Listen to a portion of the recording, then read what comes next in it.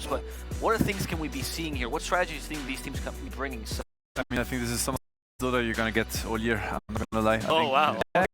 Seriously, I think these are two of the best teams in the world. Really, they always have been. There always will be. I don't know. They still are, but I know. Sure. So yeah, emphasize how exciting these games are going. This is single elim. This is, you know, big money, big stakes. I think it's crazy. I'm curious, when you have these teams that are so versatile, you know, most teams usually prepare for the first 2 picks. That's a very big part of the preparation. How do you prepare against a team that can just bring out a new strat completely? I think you have to find your own strength, right? I think there's no such thing as countering LGD or cornering them. And sure. Like what Enigma, you have to really know what you want to do and make sure that it's going to be well executed. That's the most important part. Okay. Yeah, I think we kind of saw that like with I believe it was the OG series versus LG. I think I might be misremembering here. But like trying to always like ban out this lone druid, right? Like LGD in their first game of the tournament, just being their lone druid, first picking Razor, like they just kind of do what they want. I think like you're saying, it might be to just play your own game and play to your own strengths as a team. There's actually and D-boosters. D-boosters also did the lone druid ban every single time. And I'm going to see the teams now walk out on the stage, so get ready to witness their glory.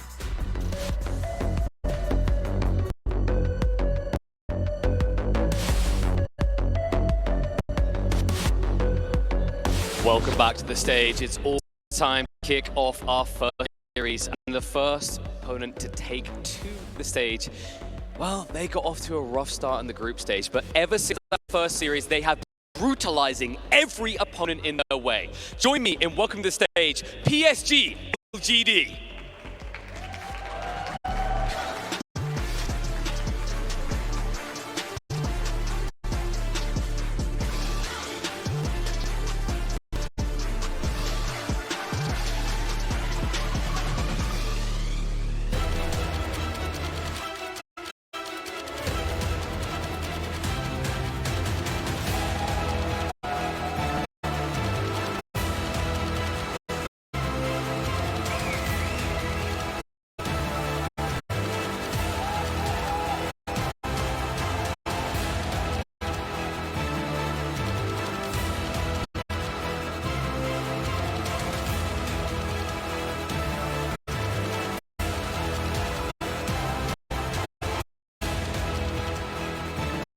فريق PSG وصل المسرح، لكن خصمهم هو الخصم اللي ممكن قدر يتأهل من الجروب A على الثالث، ولكن قدرته انه يقدر يوصل النهائيات ويتأهل الى نصف النهائي ويوصل فاينلز جدا جدا عالية. فخلونا نرحب فيهم اعزائي المشاهدين والحضور، فريق نجمة جالكسي.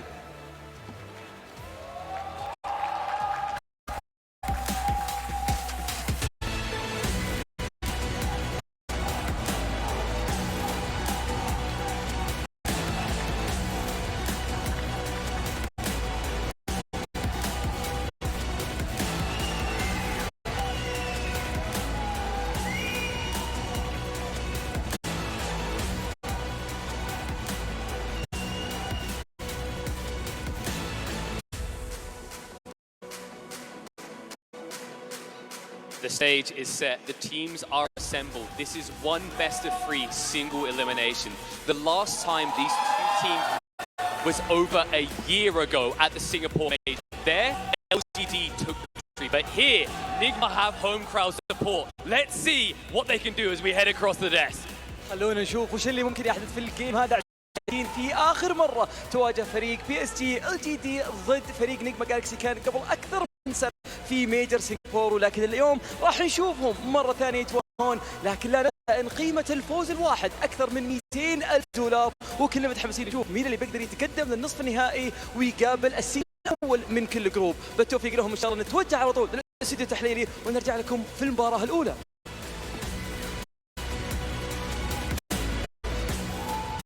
Welcome back. The stage is set. 2 incredible teams, a crowd honestly probably for Nigma here because they have a lot of fans. We always see them, meeting up with their fans here, but it's PSG I'd like to talk about first. This team has a coach that at one point redefined what it meant to be Chinese Dota, and this team has been probably the best in China for the past 3 years.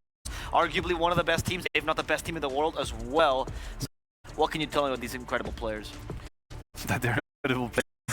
I mean, I very much agree with that. No, I think, these teams, and players that are as experienced, the later you get in the tournament, the scarier they look. They learn really quick. They understand things really quick. You have to also understand that they have not seen other regions play, or I mean, even if they watch, kind of watch versus playing is a big difference. So now they got to play versus other regions, and they got to break down really what is it about other regions' play style that might be good and that we might be forgetting or kind of down looking. So I'm sure they are kind of growing day after day, stronger day after day, and it's the same for. Which is why I think it's hard to predict what these teams are going to value kind of more or less, but I can only tell you that it's getting better every day and you're going to get really the best of what they had to offer so far. Richie, is this one of these encounters because of the versatility, because of the caliber of both teams, the meta is going to literally be defined as the match progresses, the best progresses? I think we're going to end up seeing that. I think the thing that's really interesting about LGD is they're straight from playing Chinese DP. Literally 24 hours before they were playing tiebreakers, to the point where we brought this up. They did kind of forfeit the series, but just to come here and prepare. I mean, I'm sure Xiaobao was Xiaobao was doing a lot of preparation work, but Nigma have had plenty of time off, right? They just did their Division 2 run, kind of coasted through that. I'm sure they were testing out some things, doing some scrims, don't get me wrong, but they've had much time to prepare. So yeah, I think we're going to see some really cool stuff out from the minds of Kuro and Xiaobao here. All right. The second team that we're going to be seeing today, it's Nigma. Sam, you've been singing their praises this whole tournament. You're saying they're back in TI form. Why is that? What was the big change for them? I feel like a surge of confidence. I feel like they've had this kind of long period of time where they probably did not perform as much. I mean, these guys are TI winners, right? Like, these guys have been winning big tournaments after big tournaments, and they've been dominating also teams behind teams. Like in the scrims, in the they've always been one of the best teams out there. I'm sure all the pro players would agree to that, and they ended up in Division 2. They ended up as being visibly one of the weaker teams out there in the region. It's definitely not the case. I think they've been kind of looking for their true selves. They probably have been confusing themselves, overthinking, and a really long period of the, kind of the end of the Weeha era into the LTW that really never really worked like as much as they expected. And it doesn't matter if you're a GH, Miracle, or Kuroki, or Mind Control, these things can kind of get to you, and you get to kind of think and doubt yourself. It's like, am I still good enough? Do I still have the right view on Dota? And I feel like kind of it was a better in terms of side, and find the confidence again. Like, oh yeah, we are good actually. No idea as they were, needed the missing piece of the puzzle, which they actually have now. And I just feel like they all woke up all of a sudden, and it is scary, and I'm sure we're going to see it today. Right. I'd like to talk about that, like, kind of teams adapting differently to different circumstances and different play styles. Right, in our secret interview where we had Puppy and Chrysalis on the couch, Puppy not really a fan of that format, right? And I could see why that's certainly the case and how they show up to land. Like, not really a different team, but like you said, reboosted, re-energized, ready to go. Nigma as well, they've been hungry to prove themselves some time, and I think this is a perfect opportunity for them. King back to mid, back in the off lane, back in the mid lane, of course. Miracle safe. And you look at other teams like the Hawk and BetBoom previously also do differently on like the accelerated format, right? They show up to South, some impressive games in the group stage, and then main stage, it doesn't really look so good for them there. So it is very much like a different teams preferring different metas and different kind of play styles and environments. But here at ends where it's the biggest stage, it's like these guys really turn it on. I think of the difference, right, that we saw between Tundra with 33 and Tundra with the Hawk. Think of the difference. Are Snaking, Skitter, and Saxa worse players? Are they bad? No, they're not. We've seen them in format the major. They're incredible players. But sometimes one player's style difference. It doesn't matter how good they are. It can change the entire team. And we've witnessed this with like first-hand here with Tundra. So I think the exact same happened with Nigma. Suddenly you have these superstars that are Kuro or MC enabled. They can kind of play the game how they view it. Sumail supports that. As they said in interviews, he's gonna bring even new ideas, maybe even better ideas. So not only does he enable that, but he probably enhances it. And then you end up with a team that is super scary, dominating through the group stage and ready to take a battle with LGD and maybe even beat them. I love that you mentioned this because there's a history with it, Kuro particularly, and people really like this idea that if you kick a player, you bring someone new, that's because the new player is better, right? And that is too binary. It's not how Dota is. It's not. Kuro was the first person to mention that back in the Liquid days when they kicked him out. He said it's not because he's the bad one. It's not because we think we got a better player. It's just because we believe that we can find a better fit sometimes. Yeah. And now we're going to be seeing this with with Samael. The draft is upon us, and he ends by Enigma Galaxy. A lot of teams have tried different strategies against PSG. This is the first team that phase bans the Warlock. This means that the Razor's open. That's something that they've been very keen about. Chinese TPC, Tiny as well is a highly contested hero of theirs. So I'm eager to see if LGD, I was actually just saying, they always like to ban the Wyvern, usually second phase. So a pretty major adjustment here from LGD as far as first phase bans go. I don't know that we're going to Razor as contested. We'll see. I think for LGD, it's an important hero for them that they respect a lot. I don't think it's for Nigma. I think it's more situational. Never mind. As I said, that they do first. So never. I mean, it's always Nigma. They probably have their playbook, but it's also a good thing for teams to sometimes kind of choose the weapon that also takes it away from the enemy, right? Sure. It's always better. You could decide, you know, for instance, a Coddle that you're very comfortable with. If you're as comfortable with the Razor and you know that LGD were looking at it, then why not? You know, and first pick the Razor. Obviously, heroes that both teams like a lot are open. This is so classic. I mean, this is not even LGD. I'm sorry. This is just Wings, guys. Like, at this point, I mean, out of the blue, you know, heroes that haven't been touched in the first phase for the entire tournament, and you get them right away. That's the, I mean, that's the beauty of Dota. That's why I'm a fan of that team. This is a very, very similar opening as well that LG used for Master when Aster swiped the Razor from the first, right? Interesting. They wanted to go with the Warlock, but that was banned against them here, so they're going to different 5, but they very much value the Void. The matchup is quite good and beat the crap out of them, right? They also first phase this hero. I'll be honest, I feel like this Void pick reminds me a lot of their Bristle pick second phase. Like, they are exposing the Void a lot. You can do this from first pick, and that's what I mean right away. You know, MC is like, Void +1, okay, are you serious? Then he's just gonna profit the Void. It should be a very tough Void. Just think about a Void trying to blast it against a Prophet. It's tough, you know, and you don't really have a way to deal with Prophet. You either outlasted him, kill the Treants, Void does neither, or you kill him. Void is also the best at killing Prophet. You know, he doesn't really have burst damage. Think of the Prophet gonna be partnered up probably with a GH or Kuro hero, you know, a melee +4 stunner. It's usually what you get to get along with the. It's a long way to say that this Void is gonna have a tough laning phase. Sure. I don't want to get into that territory, but the Razor could be support. I'm not hoping to see Kuro +5 Razor, you know, with all due respect. It became a meme after the qualifiers. Fata's been doing it. Sometimes it's what you have to do, you know. If you're gonna completely destroy Faces Void's game, I mean, why not? Yeah. Here, maybe the Enchanters will also preemptively pick to make sure that they have an easier lane against MP.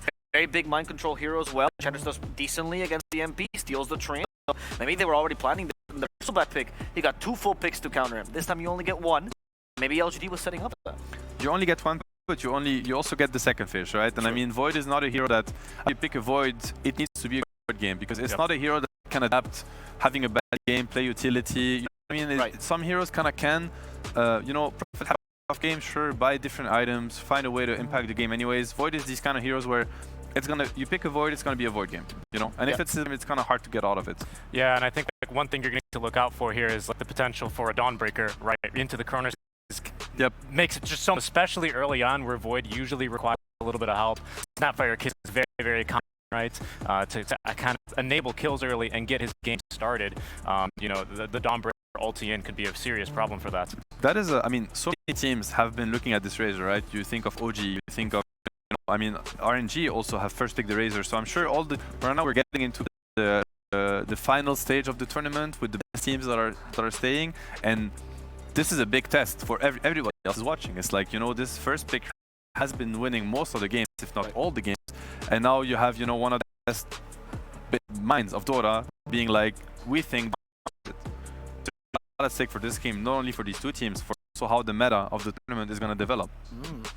So a lot at stake here as we get some of the final bans from Nigma. Interesting. I want to talk about this flop ban. Is that as a protection to protect what the Razor made? Is that what they're considering here? Exactly. They want to keep their options open.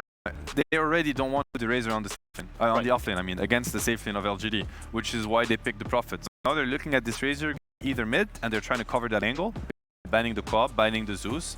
Probably hero is now pretty good against Razor mid, I would assume. You know, the Heavenly Jump kind of slowing them away from the link and just the wave down. It's not like Razor can really stop Zeus from doing anything, and it's just painful for Razor to be kind of... Razor doesn't like heroes that are gonna not allow to kind of close the gap. Right? He doesn't want to die from afar. He wants to get on top of you, so that's why he enjoys the mirror here, because they want to do the same, and this is when it doesn't work. So the Zeus, the Quops, the heroes are naturally good against the Razor. That's why Nigma's trying to cover. It's either going to be a safe lane Razor or a mid Razor. But knowing Miracle, I'm sure he's not probably the biggest fan of the Razor kind of heroes. He likes the farm-heavy, flashy ones. So. Okay. Yeah, there's the Marcy pick. I just want to quickly comment on those last hands out from LGD, in particular the Nyx. I thought it was something to do with potentially like a Dawnbreaker, hence like Nigma banned Zeus. They don't want to fight against like a full global lineup while the Faceless Void gets online. Maybe that was something they were considering, but it seems like they're going in a different direction here with the Marcy pick.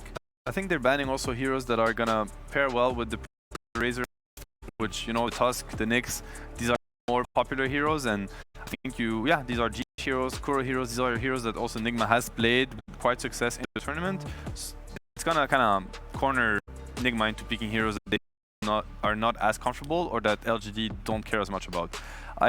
I'm thinking a little bit about the Clockwork for Nigma. Of course, you're probably not that happy against the Void, but with the new to Battery Assault, it's probably a better hero against Enchantress. There's the Dawnbreaker. Dawnbreaker Sam. That is a very strong and scary lane to go up against, and that's also the beauty of what Nigma usually does. They try to keep it open for as long as possible because you still don't know where Dawn is going and where Razor is going. It could be either way. Right. And now we have LG to kind of pick in the dark, right? Because they don't know these positions, they don't know how to set up these lanes. What would be the options here to set up for success, Richie? Do you think you pick up an offlane potential to make sure Mars is a good lane? Do you view that Psychic more? I think if you're LGD, you need to pick ideally a Faith Beyond hero that lanes well with against both Razor and Dawnbreaker. That's probably your best option right now, knowing that it could be the last hero to. So, I mean, the job, but you just need to pick something that's kind of stable, good for the game. I want to say, I think it's a very good Void game. So, of course, he might have a little bit of slower laning phase, but at the end of the day, he does bench, one of the strongest supports, secure your lane no matter what you're up against. And I don't see Void as being cornered. I think Void, when he gets, when he's gonna get to critical mass this game, he's just gonna win this game, right? He's not gonna get stopped by any of these heroes so far. So yeah, I like these kind of picks. Just stable picks gonna help you kind of stabilize the game. Fight back so that you can get Ame to where he wants to be. And if you do achieve that, we need to get. Yeah, and at least with this Pango pick, it brings some sorely needed clear versus the eventual Treant. Of course, now Nigma have their base pretty well covered between the Celestial Hammer, the Crystal Nova as well, and the Maiden, even Razor, right, having a good wave clear. So something for that into Maelstrom looks potentially good here for them. I'm wondering, I predict that to be a mid laner though, because I'm not sure how powerful of a lane that is between the Marcy Pango.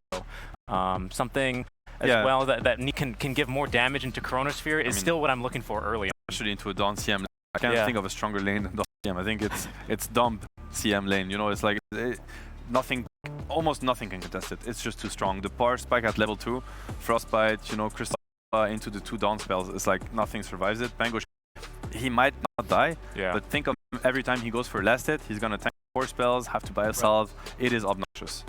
So what's the best option for these lanes though? Like when you have a lane that's really hard to beat, are offlaners that can lose the lane and have impact in game? I mean, I would maybe learn these kind of heroes that are like, you're gonna slow them down a little bit by denying creeps.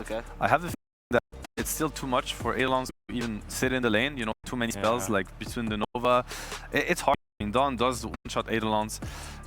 I'm not sure. I think that's sometimes it's just too strong of a lane. You're not gonna find something that beats it. So build on the game, accept that lane is gonna be rough. Look at heroes that can rotate better. Just open up. That could be an idea, right? Because they need something to open up their map. Right now, these 4 heroes for LGD, outside of Pango ganking a lane, it's not really any heroes that set up in a lane and then make space for this Faceless Void. That's my big concern. Whereas Nigma, they can speed up this game. They're all over the map now with the ulti being online. Razor's running in, NP's TPing in behind, right? It's actually kind of terrifying right now how quickly Nigma can take control of the map. LGD, they need a little bit of that for their side. And that is Nigma's comfort, and probably so far LGD's weakness. If you think about the Secret Series again, they lost to this. Okay, we got rough lanes and we're just getting rolled over. It's what happened against Secret, with the Dawn, with the Zeus, kind of the same, right? Global presence into the Chen, grouping up, and you could see the same happen here. I mean, if Razor has a good lane and they start grouping up around him, the Prophet kind of forcing the fight because he's taking down your towers. You have the Dawn ulti. I think LGD, they really have to respect this early tempo that Nigma can decide to put on the game, and I don't know if they have the answers yet. And I think those were 2 very good heroes, right? Ben just banned out. The Viper, of course, a fantastic lane with Marcy, one of the better ones, might even be able to fight into this Dawnbreaker. Great laners, great early game heroes. tempo Exactly. controller, and that is exactly what LGD needs. Oh, yeah, this is going to be. I mean, I don't know where this bristle is going. It's going to be a Razor support, perhaps Dawnbreaker support. It could, I think it might be a Razor support. I think it might be. I mean, it could be still a Razor mid, for instance. Dawnbreaker position 4 with the Prophet. That's a very good lane. I think Dawn is also quite good against Ench. He's very strong, good stats. He can fight back the Ench early on. Okay, they do go for the Death Prophet, so I mean, it could still be a Death Prophet position 3, right? Yeah. Still swap it up. I mean, Faith Beyond plays both here. Probably for the tempo of the game, the Pango mid is a little bit nicer, and the DP matches much better into the Bristleback. It's just a good lane for DP. We've seen it yesterday with Rezo playing the DP against actually Ame's Bristleback, if I'm not mistaken, and that turned out to be really so. Yep, and I really like the DP pick. No matter the position, really, it's going to give you a lot of control, rush potential, tower siege as well into the Bristleback. Right, that's going to be some really good physical damage. I like that as a last pick. Yeah. Super fast-paced lineup from Nigma. I think LGD, they're going to be defensive. Yep. They're going to try to stabilize the game and kind of drag it on the mid-late game. A little bit of a reminder of that secret game. You talked about them adaptable. It seems like they found that secret is the strategy, and let's see how they can execute as we go over to our casters for the great encounter. Get ready for Nigma Galaxy versus PSG LGD. That's right, here we are, game 1 of this best of 3. Some heavy tempo, great lane. And LGD, it's going to come down to how they respond and react to aggression, isn't it? Yeah, PSG LGD, they something, some kind of damage to down inside Chronosphere. I'm a little worried about the cooldowns that they have, because they have Faceless Void and Dead Prophet lineup. They rely on no cooldowns whatsoever. They're always going to be ready to go, especially this Bristleback. We've seen it so many times, not just in this tournament, but also in the previous DPC tour, how explosive Bristleback lineups can be. Yeah, I mean, it's difficult to kill him off lane, so you can't necessarily shut him down early on. And even a couple of ancient stacks gets him through those tanky early items, the Vanguard or the Hood, and into the Aghanim, which gives you that superb item timing in the early mid-game coming out of that late stage. Super strong lanes from Nigma Galaxy, because they switch things around a little bit. See Sumail playing that Razor on the mid lane, and yeah, Bristle on the safe lane. It's very tempo-oriented lineup, also having Nature's Prophet, so 3 good scaling on their side. Even though GH is playing CM, I still think they're going to be laning CM plus a Bristle, and then have Nature's Prophet laning with Dawnbreaker to be able to have some kind of a stun in that lane, to be able to stop from TPing, and it's super strong lanes from Nigma. I'm a little worried for PSG LGD, like they stabilize the game and play for the mid, because their early game is not that strong. Enchant strong laner, Faceless Void doesn't provide you with much. He doesn't deal well with the Nature's Prophet in the lane. I'm mostly looking at the Nothing to Say Bango, how he's going to be able to perform. He has relatively easy game. There's not many silences, stuns. There is mechanic from Crystal Maiden. Other than that, he should feel pretty comfortable coming into the fight with the Rolling Thunder. Yeah, it's taken a couple of years, but after Mind Control's asked for Kuro to pick me Prophet, he's finally got it. Skin as well. We'll see the treants come out a little later on. As they did smoke across to this Radiant Triangle, get an early high ground ward around that top spire, the high ground there. What's their primary observer ward? Just to try and spot out people to get first blood? It's like a first blood ward? Yeah, they also want to see what's happening in there. Any stacks, because they do have Bristleback, and Bristleback one of the better young to go in and potentially take the stack. So you don't necessarily need the stack for yourself, because imagine them coming in with Nature's Prophet, Bristleback, Dawnbreaker, CM as your cores. It's like super difficult to deal with. Like Marcy's damage early on is really not that big. Nedris Enchantress, Faceless, like he needs Chronosphere. That's that exorcism to be able to get the damage done. And we're gonna see the lane setup from PSG. Plus Marcy, you need to have, like, once again, something with a stun, and the lanes are going to be as we expected. Bristleback plus Crystal Maiden, even though Jay is going to be playing that CM on the bottom. Mind Control on Nature's Classic with the Dawnbreaker, Orb of Venom. A lot of slow. Want to see how this lane goes, because Nigma, they will be putting a lot of pressure on Ame, and we can already see, like, forcing him to use the Tango, the hammer, Ame trying to dodge. Will dodge it, but slow still. Doing a ton of damage. Yeah, he's going to take all that chip down. Not comfortable for him whatsoever. And they've blocked up one of the guys to try and limit the pulls and the creeps being stolen away. Why as Enchantress to go for enchant level 1. Of course, be grabbing those treants from time to time. As top GH playing aggressive with Miracle, getting a slidging carrier, chasing Beyond back on the tower, and now might swap the target against them. The frostbite there, they've got some good damage into him, and that's the level 2 hit that we were looking for. They got that level 2 than PSG LGD because they're still level 1 playing aggressive with the bristleback, coming in with a couple of mangoes on Crystal Maiden, and G is the one who got the first blood. Also, you want to have as many possible mangoes in this lane because you're playing with the bristleback. It's not about you know, using the healing salve on your Kiriko's anymore, so with having extra mangoes, you're going to win the trade war against Fit Marcy. Also, one of those cliches, right? Like, offense is the best defense. Absolutely. And in this matchup, like, that Prophet's not going to be getting too much value from the sidekick. This is not the lane that, because usually I think Jinky knows he's the best player in terms of utilizing Marcy, because he's not going for, like, this support Etherlands type of a build. Let's go for 1-1-3 or 1-1-4, whatever you want to call it, kick, and then he wants to get Phase Boots, BKB, Blink Dagger, Basher. He is using 100% of the heal. I think I already mentioned it a couple of times. I'm not a big fan of that, using Dispose and Bound only, and also Unleash. Like, this is your damage. This is something that is supposed to be big, and then you use it only for the spell mechanic, which is kind of meh. A lot of options as well. Like, when you have a hero like Pango from your mid lane, right? It also options, whether they're utility or damage, so then nothing to say has the option to think about, you know, the Blink Dagger rather than Diffusal Blade or the Aghanims and things along those lines. As we all get back underway, hips fly around. You know, Kuroki getting a lot of love from his own team. They've set themselves up for a good victory in this early age. Top lane already with that first kill, and looking in towards mid, nothing to say is taking a lot of harassment from Sumail. 10-2 on the Razor. Pango only picking up 6 CS, but he does have a wave arriving at his tower now.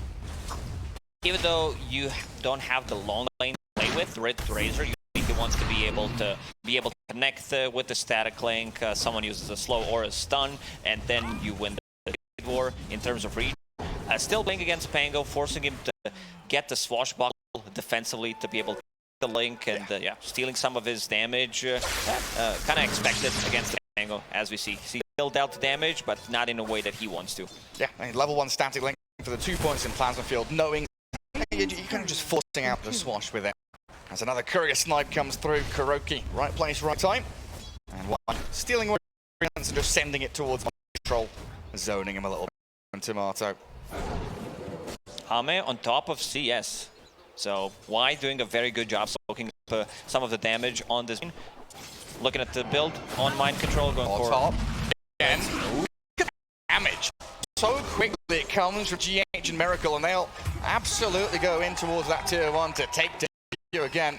Miracle ready to buy Ring of Health, has 8 magic stick charges. Think for a second to go behind tier 1 tower, potentially dive, but it was too risky. Kuro on a mid lane. Yeah, coming in hot, nothing to say. Jumped in, the Celestial there, burning through him, but Jinkyu in, refill the bottle. Transfer it back to nothing to say, just to try and alleviate some of the pain he's been feeling in that mid lane. It was a good move from Kuro, because he understands that on bottom, mind control, he feels pretty safe, and also forcing a TP rotation, which means that on top, back will get some pressure off on him, because he has Ring of Health. He wants to be able to reach Jinkyu with the jump. Yeah, straight onto GH. Squishy Crystal Maiden, but she's able to reset, get away from the Spirit side, but they turn so quickly. GH on a killing spree. Miracle's diving tower. He this Marcy real bad, trying to bristle back quill sprays out. Not close enough. Good little step back there. Do you know, Gary, that I read a comment about the bristle? It was, I don't know, a year or 2 ago, where people like realized that he's called Bristle because of his back, like that. Like, oh, now it all ends.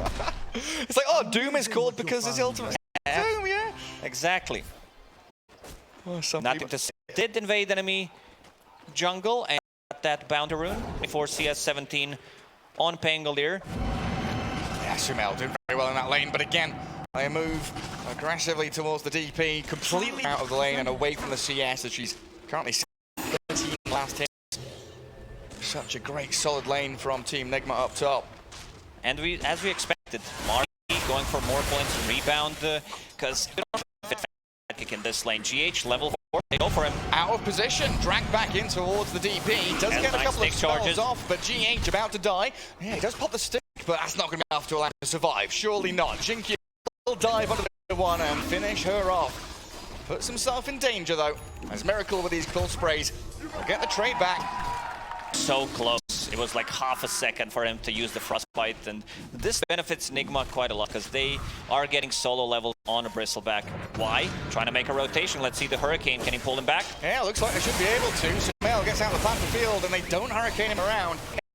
And came in aggressively to play this mid lane. Sumail dies, there's nothing to say, gets the swashbuckle in towards it. It looked like Nigma might have been able to hold that and get just the Enchantress kill, but don't underestimate this Blightstone Hurricane there on Pango instead of connecting onto Razor, but still a good trade, I would say. Nothing to say, getting the levels, and they got the kill before he used Rolling Thunder.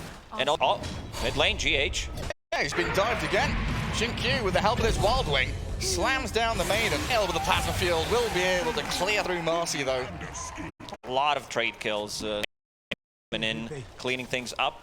There is still a rune, so that's going to be for nothing to say.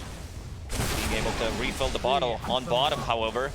The pressure. Mind control. Yeah, I love the build going for on Nature's Prophet lately. Maelstrom.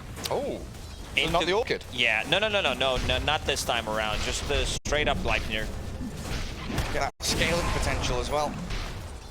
So much damage onto this tower with the catapult wave arriving. Jinkyu is sitting in the trees waiting for his moment to strike. I just don't know if they can do this. Arme nowhere near level 6. Yeah. They might need another one to come. There's the Here they come, nothing to say. Nice Starbreaker though. Nothing to say. Will be able to take down Kuroki though. Will deal with the catapult wave while Exorcism up. Miracle is having to contend with a large cam and the ghost flying around him. Quill sprays galore, kills off Y, but Miracle will in the end. Yeah, Exorcism still, dealing full damage, not affected. Damage block. And in mid, nothing to say. Can't swashbuckle away from Sumail. Charging towards Jinkyu, keeping him away from the tower. And this is the thing, right? The early... Oh, he's going for more. He's going to get a kill. Sumail knew where his limits were, and he pushes them absolutely perfectly, unlocking that mid-tier with the arrival of Mind Control as well. Nigma having a really good on the game where they need to bring an extra hero to be able to secure the kills. Ame finally hits level 6, but look at the bottom tier 1 tower. It's down to 300 HP. First Exorcism was used, no real damage done to tier 1 towers. Yeah. So in terms of trading the towers, I feel like Nigma, the global presence, they're going to be able to kill the tier 1 tower and also defend their safe lane tower. 0 tower damage. Saw there. Beautiful stats going up. LGD struggling. Oh, it's creeps. Just the creeps. But back to your point, right, about the trade kills and about the numbers matching. No real advantage from either team in these engagements. That's a good sign of well-matched teams understanding where there needs to be and reading the opponents as well. Yeah, so far Nigma having a really good read how PSG LGD is going to react to what they're doing. Right now, Miracle is going to go back lane, and they need to be a little bit more careful. Kuroki leveled because they were not getting the kills in this bottom lane. PSG LGD playing very defensive, so level 3, 9 minutes in, he's going to need to be the one getting the tone. The reads they're getting of these balls, they've got planted in a triangle around that mid lane and bottom jungle area. They've seen the Enchantress, they know that Jinkyu's around as well. So they've got the options, whether they want to TP react bottom, play into this Chronosphere, which Arme does have, or just kind of casually farm away. Miracle dragging waves into camp, getting that efficiency going. It's a interesting build. It's all about the efficiency, like how much return you get for the gold invested. LGD I'll hold that thought. Trying to force something and get the drag back with 2 spells. Hurricane. As they hold their aggression. A kind of wasted roll there from the Pango. Here. He does, but look at Sumail's arrival. Chrono come, a defensive one. It's the zoning one. They even give him move speed, so for 2.5 minutes, they're not going to be able to play Sumail. What a bro, helping out Mind Control. And this should also result in a tower, because this... look at him go! Here. Oh, it's TP Arme. He doesn't have Time Walk anymore. Frostbitten, blasted by the plasma field. Arme's going to jump across and he'll up. Ever so close to finding the takedown on the Void as Fate's Piano arrives with Exorcism and C in on top of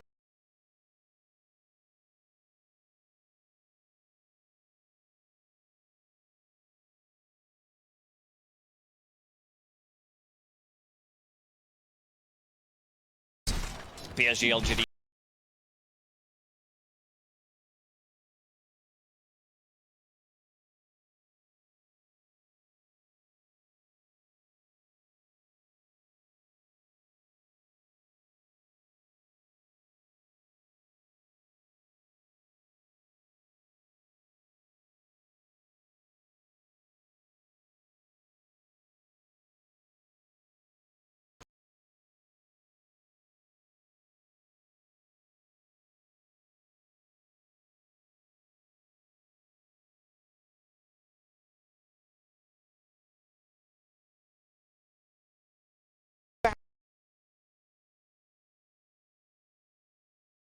Things of your opponents to limit this is their what we potential. mentioned, because he feels relatively unkillable, I'll say, without Exo.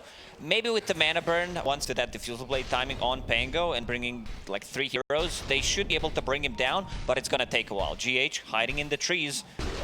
Yeah, no. Kuro to hit level 16, 1 CS. Let's see if we can come in time or get it. Allow GH to survive. Nothing to say, blown up as Miracle arrives from the triangle back up to top lane and hunting Jinkyu down in the trees.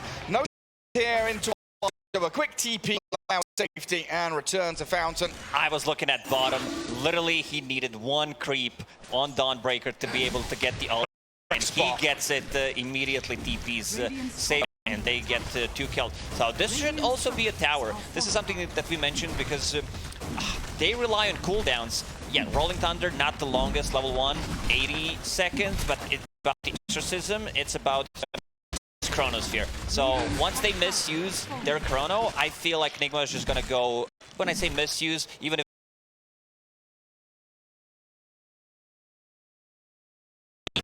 a little bit.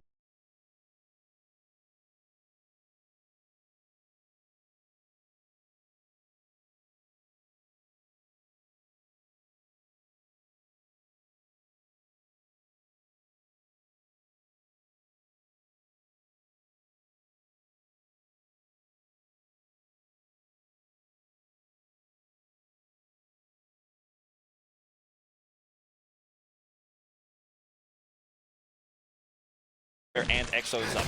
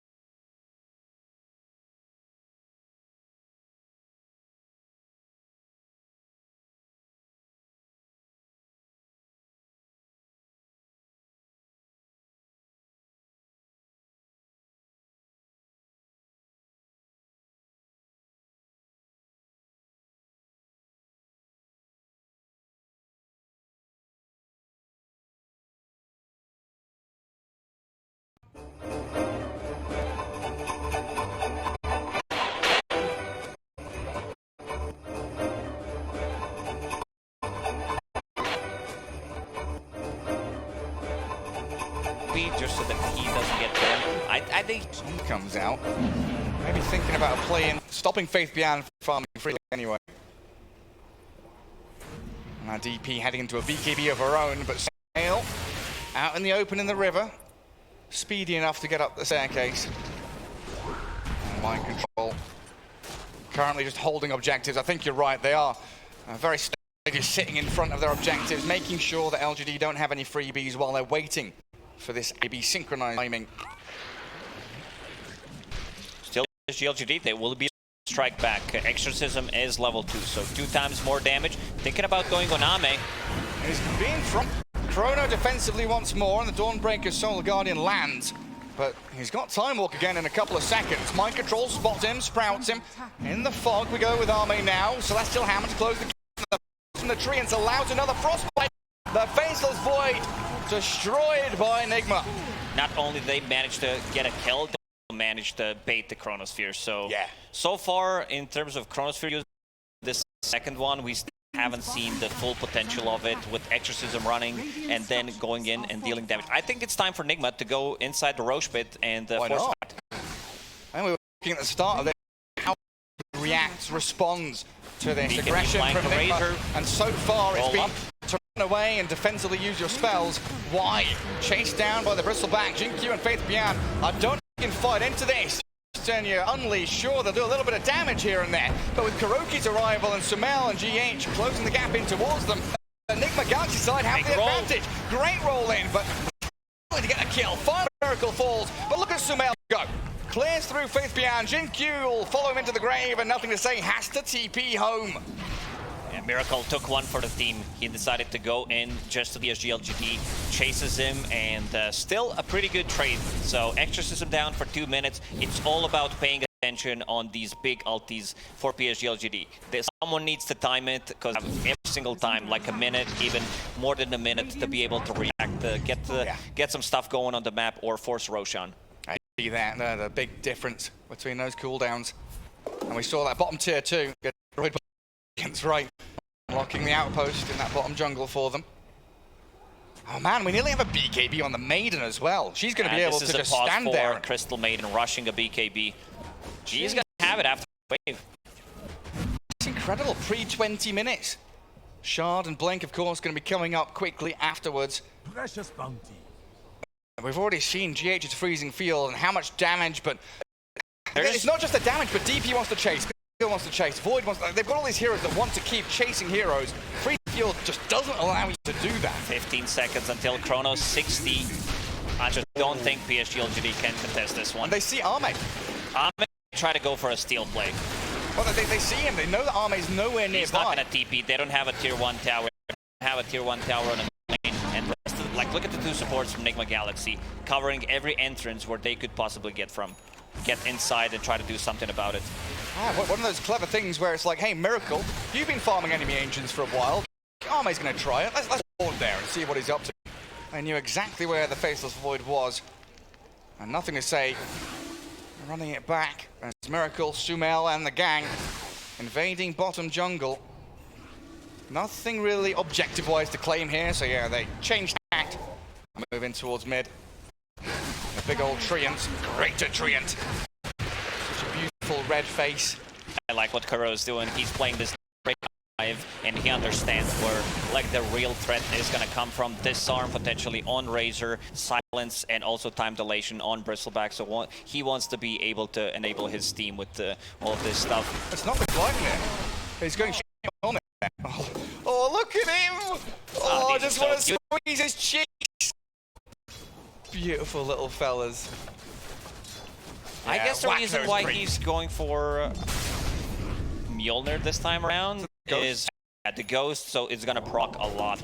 Like even time dilation. On top of that, Pango, he does tend to get a lot of instances of damage in the team fight.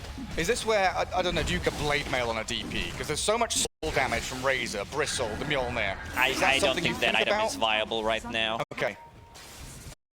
This is a good one. He's also going for Lotus Orb. Oh, it. Hello! Who have we got here? Mind Control, healed up by the Solar Guardian, and GH, he's just going to straight up BKB freezing field. Y says goodbye to the world of the living. Jinkyu dead to Sumail as well. It's very difficult for PSG LGD to commit even to one of the supports. Like, they try to go on Crystal Maiden, he pops a BKB, you know that there's going to be big round of nature coming in, potentially TP. Also, ulti. Ooh, that's big damage. Still does not want to commit. 3 minutes faster than Dispatch fastest. I mean, this is GH we're talking about. He's been involved in 15 out of 18 kills. Oh, really? Yeah, very active on Crystal Maiden. Incredible.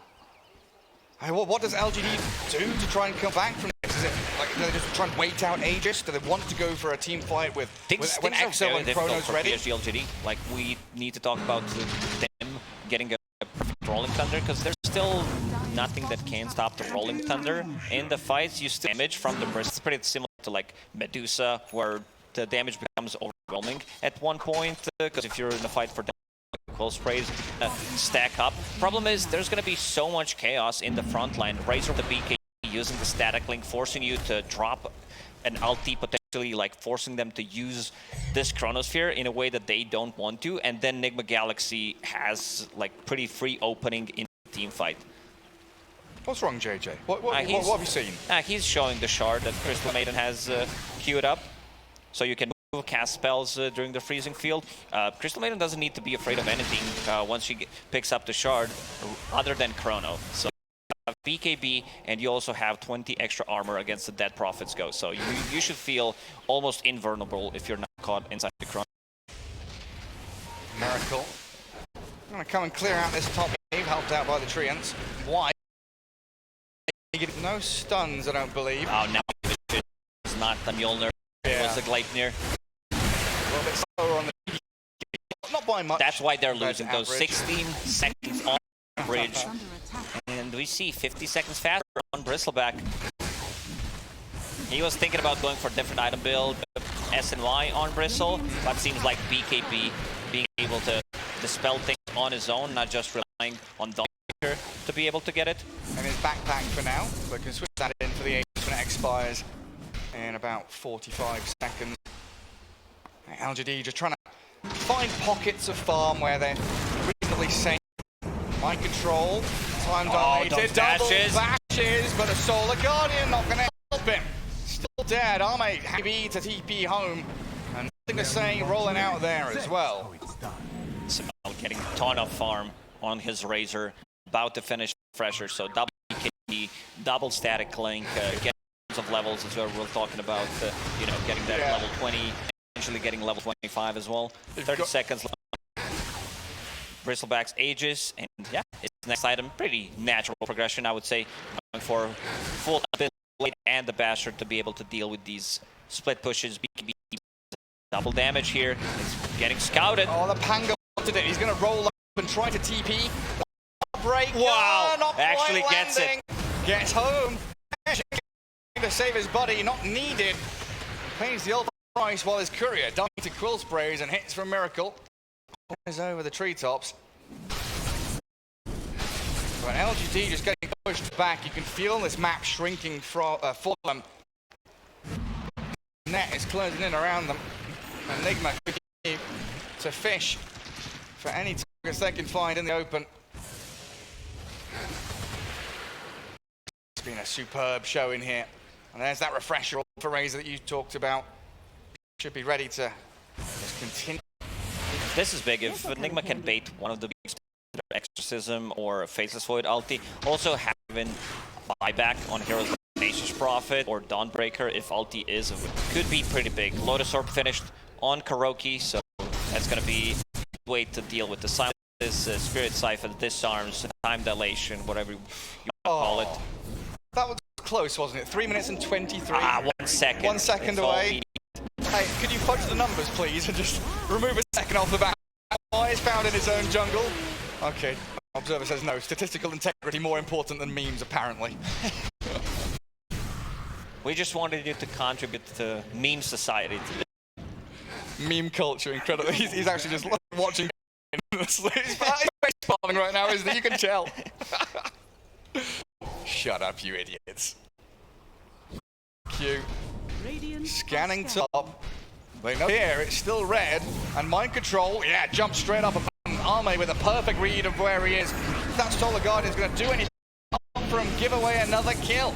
Kuroki's launched himself into... This is pretty decent. You need to get a double kill on Jinkyu, but the fact that now down 2 heroes for 40 seconds means that tempo is slow. I wanted to see Nigma play a bit more aggressive once they picked up this refresher. Maybe they thought we need a basher on Bristleback. Not sure if that was a thing there, but yeah, they are losing a little bit in terms of the net worth. So basher is coming from Bristol. They did them a couple of extra kills. Maybe they want to track this game for an or 2 until Roshan's and then take a fight. Prioritizing potentially ages, but be ready to fight this time around. Yeah, and I guess one of the ideas there is if you bring a couple of heroes, I might expect more, and maybe force a BKB, force a or Exorcism, as we have seen. That's going to delay.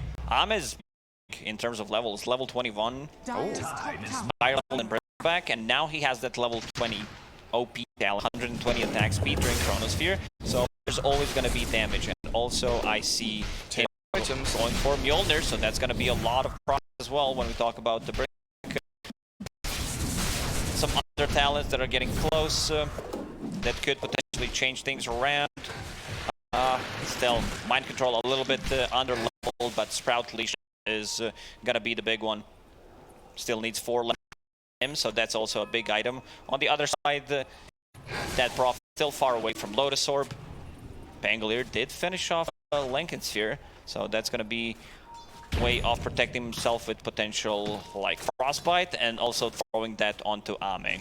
Just because if he would take away his damage, about this damage build from Ame is, yeah, Mjolnir, a lot of procs, a lot of attack speed, so even if your like physical damage gets stolen, you still do magical damage.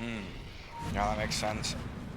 It was one of the ways to like try to counter. I remember one team where Troll Warlord playing against Razor did build MVP. We were casting it straight up. I think we're Skitter. I can't quite remember. Yeah, it was incredible. Oh, LGD smoked up, knowing that it's around Roshan respawn time. They want to try and force something here. Yeah, good positioning from Nigma. They put the high ground forward, and GH also in a position to be able to break the smoke potentially. Oh, he's in a great spot, and Miracle kind of face tank. They ping it out, like you could see who's orange. It's so yeah, he knows exactly. Cliff forced out. Some Treants caught a little bit of issue here in the bottom lane. In comes Arme though. Troll, the BKB it off in time. Let's see if Sumail can survive. The Solar Guardian giving him a bit more life. In comes Kuro. Sumail on the drop though. Arme and Faith Beyond. Focus on 2. In comes Miracle though. Chase them back. Big physical damage hits from him on the GQ, and mind control sprouting Faith Beyond. The buyback out of Kuro and Sumail, forcing the fight. This Roshan pit's going to get them the takedown on the DP. Oh, I don't know if they can get any more though. A stun, the Frostbite comes. 3 down on LGD's side, and 40 seconds away. And this is a freebie for them. This is what we talked about, you know, just to be able to have buybacks on their side. This is how you counter big team fights near the Roche pit. So yeah, 30 seconds. They still have to potentially like take a fight, take it through tower. With the buyback, Ame easy in and out with the shard. Forcing it here with the buyback. They dispose of LGH will zone them away with the freezing field. His That's BKB, a big one. Kill on Needs GQ another is one. coming. Sumail, he'll find it. Marcy, Ame back in, but he's stunned up. He's been down. Buybacks immediately. Nothing to say. He's trying to roll up and chase them back. Nigma wants to retreat.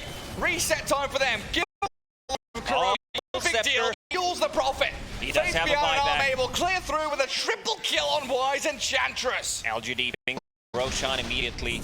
So no buyback on Kuro because he did use it in the previous game, but they do have 2 buybacks on their side. And someone caught in the hands as a DD rune spawned near Roshan.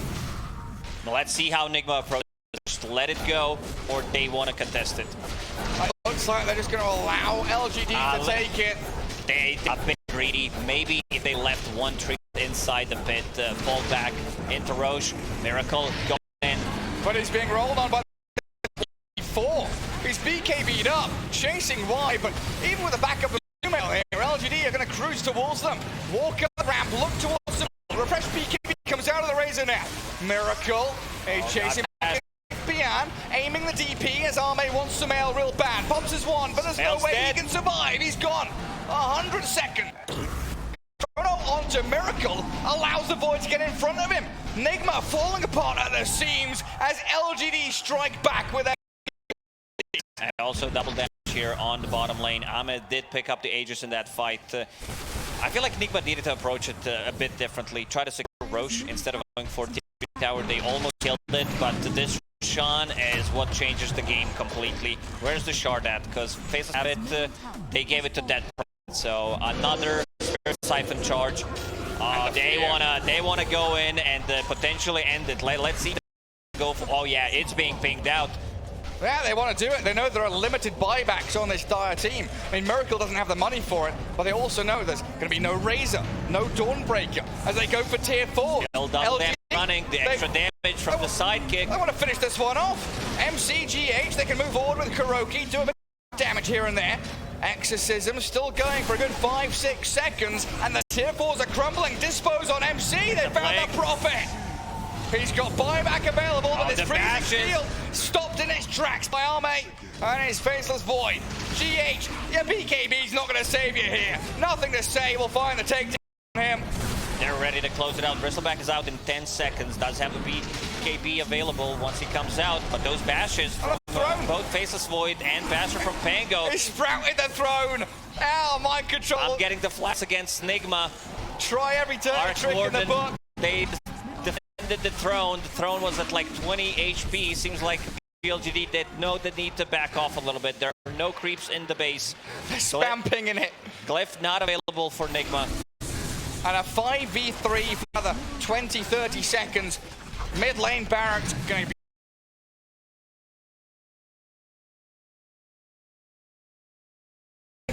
He's forced the BK out of Miracle. Arme will time away. They're knowing that they can continue these fights. Now the BKBs are being expended so frivolously. And Marcy's got one being delivered soon as well. Out. They're buying time. I've got the damage, but they don't have the vision of the throne to actually kill it off. This game being delayed out. They just dispose of the damage in from Shin Q. The Unleashed Army's right clicks. The cross. The backline's on 2. Mind control and Kuroki stuck no here. No buyback on him. And LGD surely now have this victory in the bag. One more down. GH respawns, but a lonely mate can't do this. In base, Crystal, the sole survivor, needs to be able to end the drone. Backtrack, clear out the wave, stop the drone. He even the Vam Brace, the Vam Null to be able to get some extra damage going. Let's see how that one goes. His smoke breaks. Go on, GH, get in there, my son. Oh, the courier play, dragging the creep way back, trying to buy some extra time. But Exo's running and they call it. GG called, and PSG coming back into the game. It looks so good from Nigma up until that Roshan hit, where LGD defended their high ground, had the buyback advantage, and took that second away from them. I wanted to see Nigma play a little bit aggressive with the advantage that they had, try to force a fight. It felt like they played so aggressive at that point they just stopped. Like they got, I think they gave too much credit to Faceless Void, Chrono, and Dead Prophet out. It's super strong, but maybe try to force one, try to force them to misuse it and take a fight. Like Jin Q on Marcy, I said it when we started, like his itemization, this is the type of Marcy I would see in the games where he gets the phase boots, gets the blink dagger, then goes for the BKB to be able to scale. You saw how much damage he deals, but also positioning your.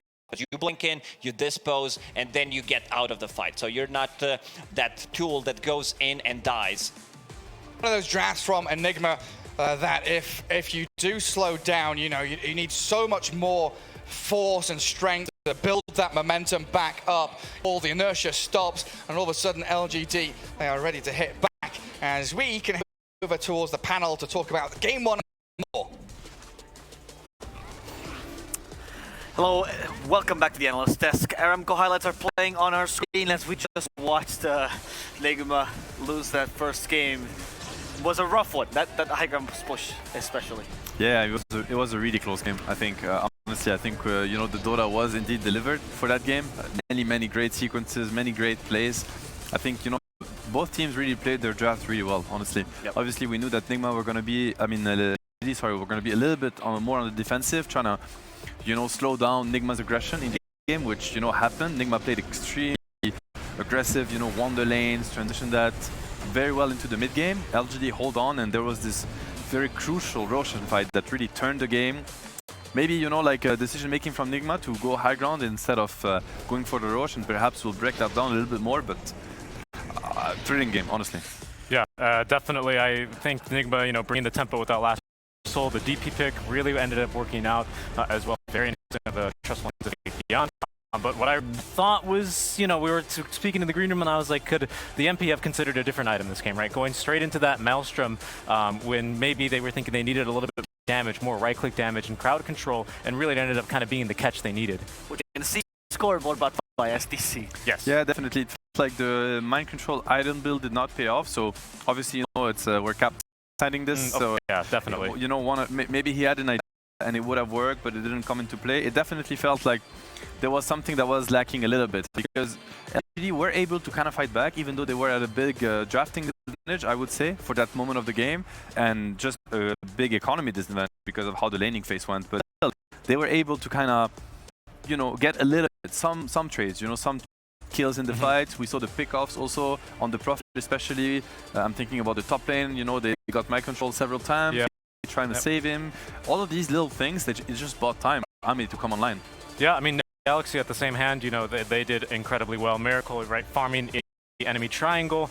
LGD smoke gank, buying time for Ame, as you say. And then Nigma used a global lineup to turn that smoke gank on its heels, right, kind of shutting down the early momentum of the Pangolier. Still, even on those first couple of fights, basically after the Fusel Blade come online, LGD, they strictly the team fights, and they just kind of run away from Pango, or sorry, not from Pango, from He really had problems staying on top of his heroes, and it became just impossible for him as soon as the DP head shard. I mean, they lack the saber for the Bristle. Who is really going to lock down these heroes? It's not going to be the Razor, it's not going to be the Dawnbreaker. You have the one Frostbite from CM.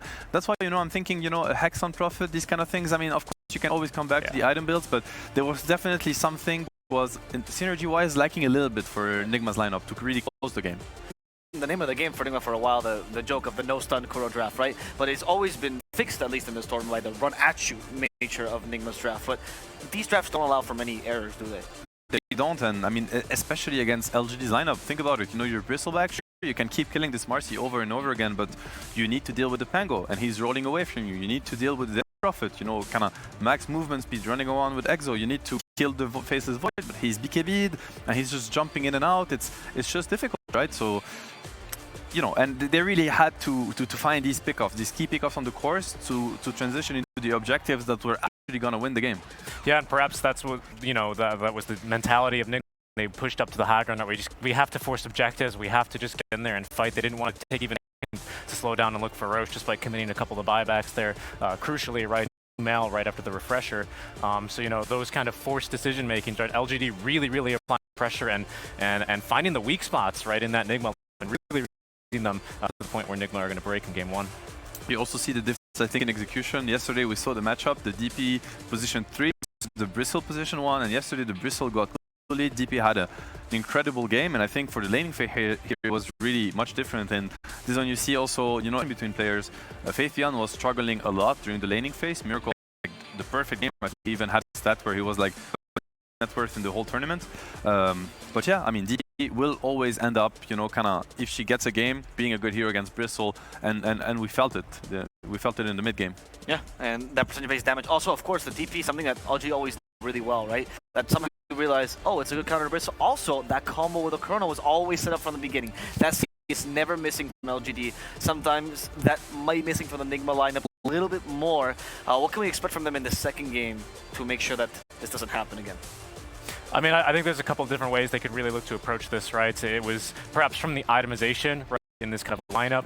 I think they did well in the draft, had an ideology behind it, and especially something that LGD have shown a couple of times, even this tournament versus Secret, that they're willing to have some weaker lanes and rely on their execution and just team fight to kind of get them into that mid-game stage where Ame is just a complete beast and they're able to find the fights, right? I think a little bit more even earlier tempo and play with that timing specifically in mind, you might be able to really exploit that weakness that LGD are not keen to show, but have shown.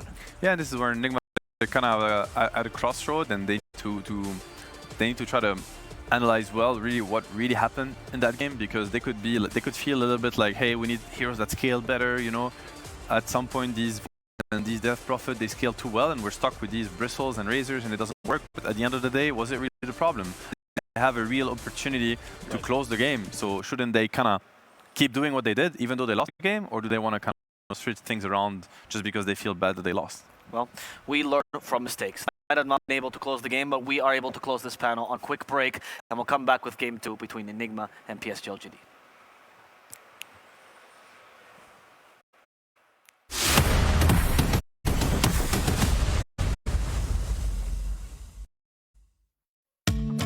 مع التحديث الجديد لستيتي بلاي، تجربة جديدة للكل. لو جوك دايم تحديات، نافس وانضم للبطولات، استكشف الشات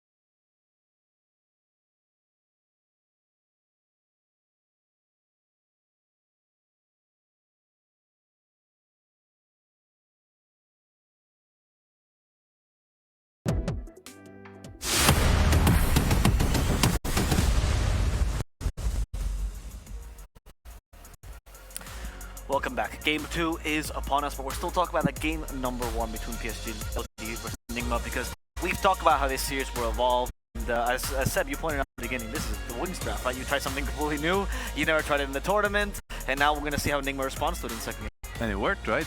I think they were, you know, the team that beat the Razor the most convincingly, and with really unorthodox heroes, and and it really worked wonders. And that is the strength of these teams going into the tournament. They will break. They have the ability to break anything, you know, tactically in Dota, and we've seen it this game. And yeah, it's gonna teach a lot of things for the rest of the tournament, I'm pretty sure. Richie, you actually spoke about this strategy because they played in the HC and DPC. Could you explain us a little more about what happened there and why you think it's good? Well, yeah, I mean, it's just always been like a first pick material here for LGD, right? I think they like a lot the tempo, the timings as well, right? The BKB heroes, the refresh meta, still not as strong, right, with that 90-second cooldown, but refresher's all as good as it's really ever been. So that kind of forces a lot of fights early. It can be a little bit uncomfortable for teams to you know, kind of fight into that powerful timing when you have a lot of 2 or 3 item cores that aren't really quite there. I think as well, because LGD plays so much with it, recognize the weaknesses and know how to exploit them as well, right? We saw like constant chronospheres just onto Sumail, ensuring that the Void, you know, was never going to get linked inside a Chrono. It's just way too many issues for him. So I think their target priority and the focus fire and everything, right, against the Razor also worked out very well, thanks to LGD's knowledge. I mean, it really came down to very little. I think both teams played an exceptional game, you know, for both their lineup, how they executed it, how they drafted. Yeah, that's what happens when 2 really big teams go full force against each other. It came down to, you know, the clutch things, the decision making, the buyback, do we go Roche, do we go high ground, and then all of a sudden the game turns from being dead even to over 3 minutes later, because these teams know how to find an opening and how to exploit it fully. Exactly. And we'll see what the plan is now for the second game, because once again, there can't be any openings for Nigma if they want to go for the same strat. And now that's my question. Richie, do you think that Nigma is going to be trying out the same fast strat again? I don't know. I mean, there was just like something that didn't quite click there, right? Bristle and Razor both kind of want to do the same thing, right? They want to run at heroes and abuse their items, right? Acceptor specifically on the Bristle, and then BKB, and then again Refresher on Razor. Problem is, neither of them really possess the catch. Yeah, they've got some decent slows, but as soon as BKBs, Dispels, and Mobile Cores are online, like, there's just really no chance for you guys, right? So they could maybe try and do that again. If they do, they need probably a little bit more control on their lineup. Sure, they hoped for like a Lion or Rasta, somebody this Void, please, I swear I will kill him in 3 hits, just do it for me. Yeah. But then they're stuck with a CM, a Dawnbreaker, a Prophet, you know, with Mjolnir. Nobody can really do that. And yeah, I mean, your point is very true. It's like Razor was strong enough to take over the fight, so was Bristle. But it's, you know, you don't need to kill 10 heroes at this point. You only needed to kill 5. Could do that. They just needed a little bit more to lock them down so that they could do damage. Yeah. And now I would like to talk about this opening that they had here, this specific opening at the high ground push. We actually have a special segment prepared for you guys here. You know, previously Danag's been our weatherman, but as they say, you have a weatherman, nous avons un météorologue. That was very well put. Good French, actually. Much better than my first illustration, but I'm gonna try to, you know, have a better shot at it. I mean, what's really important though about this sequence is that I think this is definitely the turning point of the game. At that point, there was a big Roche fight, and Nigma did try to salvage the Roche fight. And as you can see, they make here a decision, the decision that is really common in Dota. They end up going for the high ground push instead of, you know, waiting for the Roche that is actually about to respawn in just 29 seconds, as you can see here. And the classic decision that is quite important in Dota: do you go Roche into high ground, or you do into Roche? And as you can see, the male ball back, Kuroki ball back, Nigma go for the high ground push. And it's a very intense moment of the game, because they could win the fight on the high ground, get the racks, and go back to Roche. And LGD, you can see their decision making, instant buyback from the Marcy. They want to take the fight, because they know that if there is any chance of the fight, the Roche will be theirs, and the game will probably be over from there. And I want to really emphasize on Ame particularly decision making, because you might have thought that Ame is bad, Ame made a really big mistake by dying on the Void, but I actually think it was very conscious what he did, and he baited Nigma into a losing situation. So if you look at it, LGD here, they're kind of looking at the fact they're poking, they start engaging on the Bristle, rightly so, and you're gonna see Nigma, they get to disengage. Very good ulti from DH, he gets the kill on ZQ, that's gonna die back. And at this point, Nigma is like, alright, guys, we cannot commit too many resources, and we want to disengage. Ame wants to bait them back in. He goes in, gets stunned right away, he's gonna die, but he has buyback ready. This is what's gonna happen now.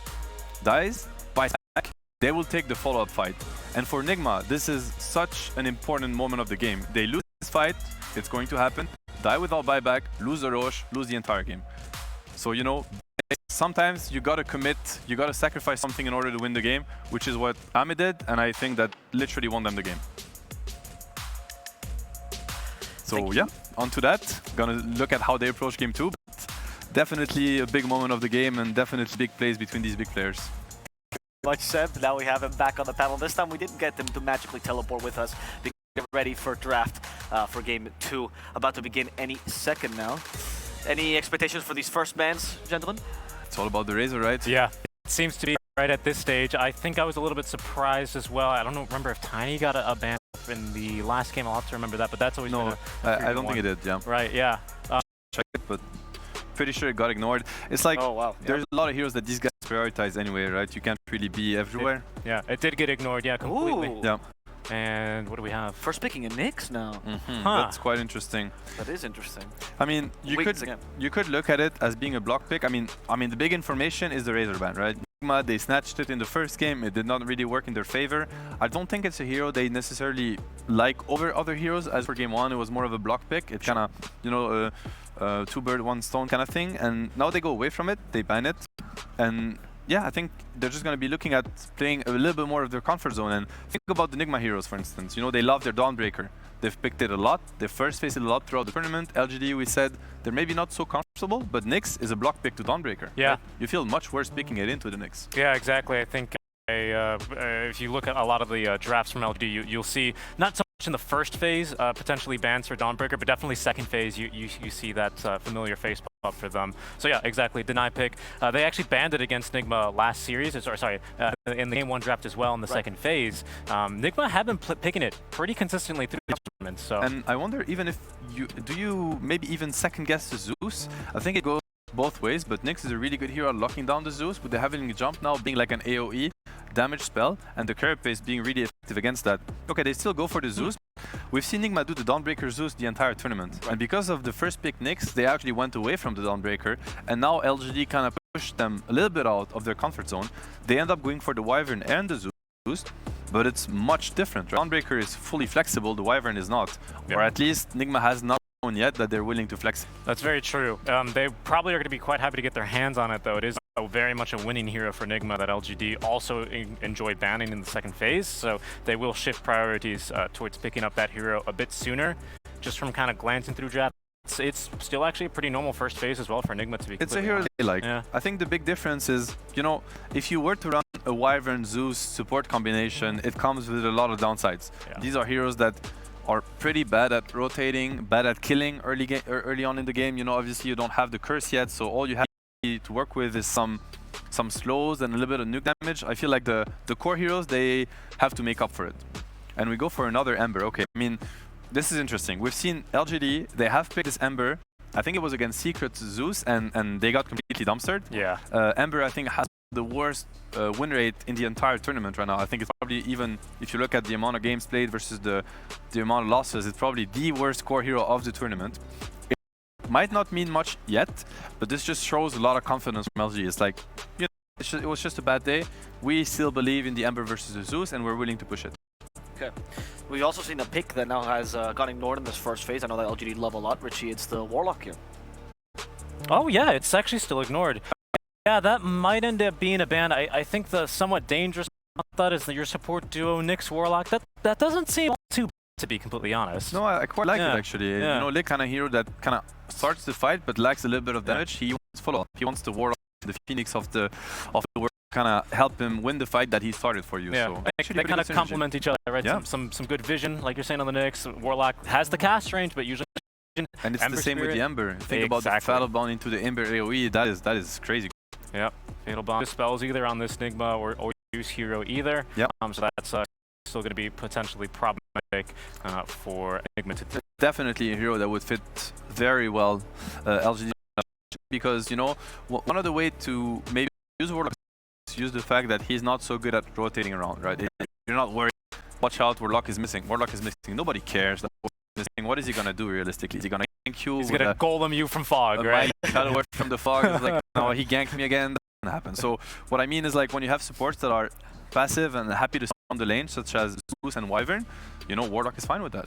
That's what he does. He actually enjoys sitting on the lane. Zeus is gonna harass you. Warlock is gonna out heal the damage that Zeus or Wyvern would do. Sure. So it's a perfectly fitting game for Warlock, in my opinion. Whereas you play Warlock versus heavy gankers such as a Clockwork or an Ench, now it's like your mid laner's dying because of ganks, and there's not much you can do about it. Yeah, that's a good point. I think one definitely downside of Zeus or Wyvern, regardless of their positions, is they're a little bit more dependent on their cooldowns, or like they've got longer cooldowns, right? So does the Warlock. He's got still one or two cooldowns in the entire game on that chaotic offering. So you know, into the tinies, maybe a consideration, right? You know, kind of Warlock is still on the table for LGD. He just likes to fight a lot faster. Kuro's just doing another one of his infamous no stuns lineup so far. I'm really hoping that we're gonna see some stuns. You know, I think LGD, you know, they're banning the monkey. Great ban. Obviously, you know, one of the few core heroes that gives you a stun, synergizes really well with the Wyvern. You know, think about the curse as being a setup for the Wukong. Also, monkey does the Jingu stacks against base targets, so that's also something that can kind of, you know, play against you when you're trying to do that. But anyways, I mean, the second phase here is going to be super important, I feel, for Enigma. You have to find the heroes that are going to truly enable these supports, because these supports, they can look really underwhelming with the wrong course, and with the right course, they can look deadly. That's very true. Yeah, Enigma right now, when they look to want to start, they're very strong, and there's the Tiny. That's perfect. Yeah, I like that. One thing to mention, I think MC is actually open to the idea of playing Zeus position 3. I do not know if it's a pub game thing or if it's an official. I cannot remember. I just know that be looking at the hero potentially. So maybe this is a little flexible than what we would normally give it credit for. Do you think that Enigma also values the Ember as a counter to the Zeus? Do you think they also see it that way? Probably. It's definitely something they could be looking at. Tiny has a much better matchup against the, you know, Tiny Core can also be quite interesting here. I mean, it's a hero that really doesn't care about Nyx. You know, sees him, he just bursts him down, and the carapace then does not come as a threat whatsoever. Probably much better matchup Ember than the Zeus would be. It's definitely a possibility. Here's the DP again for PSG LGD. That Warlock's still in the pool. We'll see if that's going to be the next pick though, but that DP... It's quite good against Tiny Core, potentially. Also, I think Wyvern, I want to say, right? One of the heroes that really doesn't really care much about Curse. She does a lot of damage, but not to her life. Like, Exo is not going to... It's not going to get affected by the Curse. She has very little right-click damage, and just, you know, what DP really does is she runs, and Wyvern really hates that. Yeah, some very weak egg hitters, right? Tiny infamously so. Is there edgy gain? Literally none. Yeah, so it's going to be quite There's the concerning. egg hitter. Yeah, but there is indeed the egg scrambler.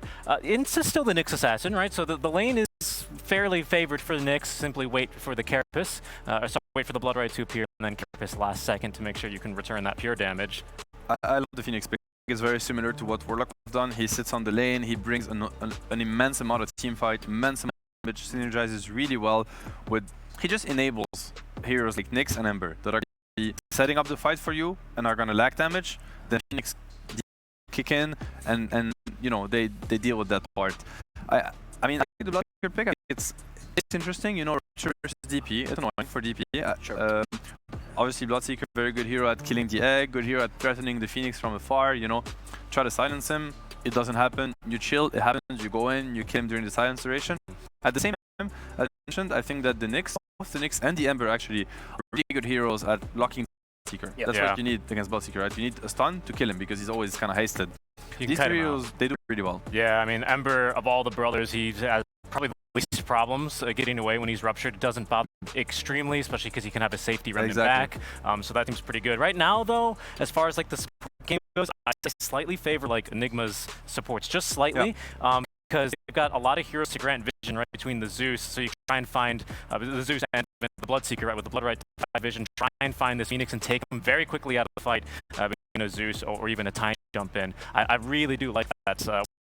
You know, finding the Wyvern with the Nyx, normally not that hard, but into a Zeus in any role is going to be a little challenging, I think. I think once again we see the two styles clashing, you know, because I look at how the fight might develop in these games, and right now I really want to heavily favor LGD. I feel like they're going to have a much easier way to take the fights. It's even looking a little scary for Nick, if you want my honest opinion, but yet again, Enigma, they're other things. They have very, very strong laners in the Bloodseeker, in the Zeus, the Tiny. I mean, not only laners, but like how the early game's going to go. It's much easier to impact the game with Zeus, a Tiny running around, than like with a Phoenix, for instance, or Death Prophet. These heroes, that's what they strive at. So we're once again going to see this clash of playstyle and ideas on how those should be played these days. Final pick of CK, which will get a little bit more laning phase as well, but still a really strong mid-game carry and usually pretty decent Bloodseeker. Has one more lockdown to add to the pool. Yeah, pretty good against the Tiny as well, right? It's the 0 strat, you just get right in there on top of him. Tiny hates being jumped first. He would rather do the jumping. Here that can blow up a Wyvern, a Zeus with great ease, and doesn't really care for being silenced. But into the still the picked Dawn still even into the Nyx. That's interesting. In the Nyx, into the Phoenix also. I think Phoenix is a great matchup against Dawnbreaker. Both on the lane game, he just places the egg, and Dawnbreaker ulti cannot really turn that. Actually, he kind of sends himself into death, into a stun. I like the CK for enabling the Phoenix. I think Phoenix, what he needs is, you know, early laning presence so that he doesn't grief the lane himself, and so that he can turn smoothly into the game. So, very good pick in my opinion. I mean, I like where this is heading for LGD. At the same time, this is comfort zone for Nigma. Right. Richie, this comfort zone isn't to be enough. Do you think it actually counters the LGD style well here? I'd say, you know, the CK is certainly not as weak and exploitable of the laner as the Faceless Void was, so there is some concern there to be certain. Again, the catch between the teamfight follow-up from a CK could be very punishing because they kind of need all these heroes alive for Nigma, but the lanes, again, are looking quite comfortable for them, even if they have still this Nyx Assassin to interrupt. It is their style, it could get it done.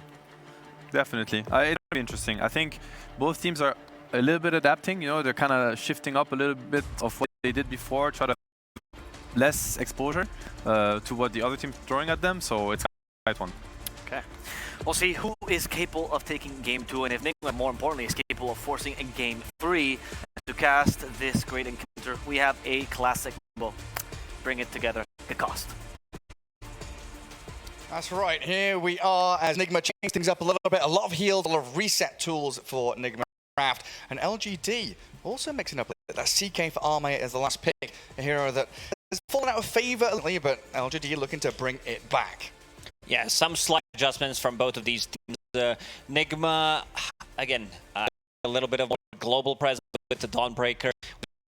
Also, I've seen a lot of teams, not just in this tournament, but also previous DPC, trying to go for Zeus and the Bloodseeker. We're providing vision for the Bloodseeker so he can connect onto the target. And there are a couple of counter picks that we usually, like, it's the other way around that people do pick it. But panel mentioned about like Phoenix as well. Nothing that can kill the egg except the Bloodseeker. So these other 4 heroes are so. Also want to see what the build on Sumail is going to be, whether we're talking about Echo Saber or it's going to be something that Mickey has done. Games blink into Aghanim Scepter straight away. Also, this was Dawnbreaker into Nyx Assassin. Yeah. So that's a tricky one. I don't know if they feel like they can burst him down immediately with the Zeus Tiny combo, because this is mid-Tiny we're talking about. Also, like, I'm slightly favoring PSG LGD because of their like support duo. Nyx, Phoenix, they do scale incredibly well. Not as strong in the first 10, 15 minutes of the game, but once you get the ball rolling, these heroes are insanely good at team fighting. Missed stun. Q on the run. Also a few little swaps around as well. You know, GH is some lane support with the Winter Wyvern. Also, the reason I like PSG LGD supports more is because Phoenix, Nyx. All right, of course. There you go. That's your one for the day. Yeah, in the dungeon you go. Yeah, this is you know, elimination game we're talking about. Got to be more serious. Just had to get this one out. Zeus will be paired up with the mind control, something that Nigma has been doing lately, where GH plays the safe lane. It's a lot of like it gives you a lot of Arctic Burn plus later on Blood Right, because he did start with the Nyx Assassin doesn't provide you with much in the laning stage. One stun, then you're done, and then you're done. Pretty much. Nice rhyme, Gary. Thank you very much. Already wise, you know, zone Kuroki back out of lane. Zeus will return. Get some denies going for himself. GH zoning Jinkyu out, who's naive, melee creeps only. Ranged one has gone on a bit of a wander elsewhere.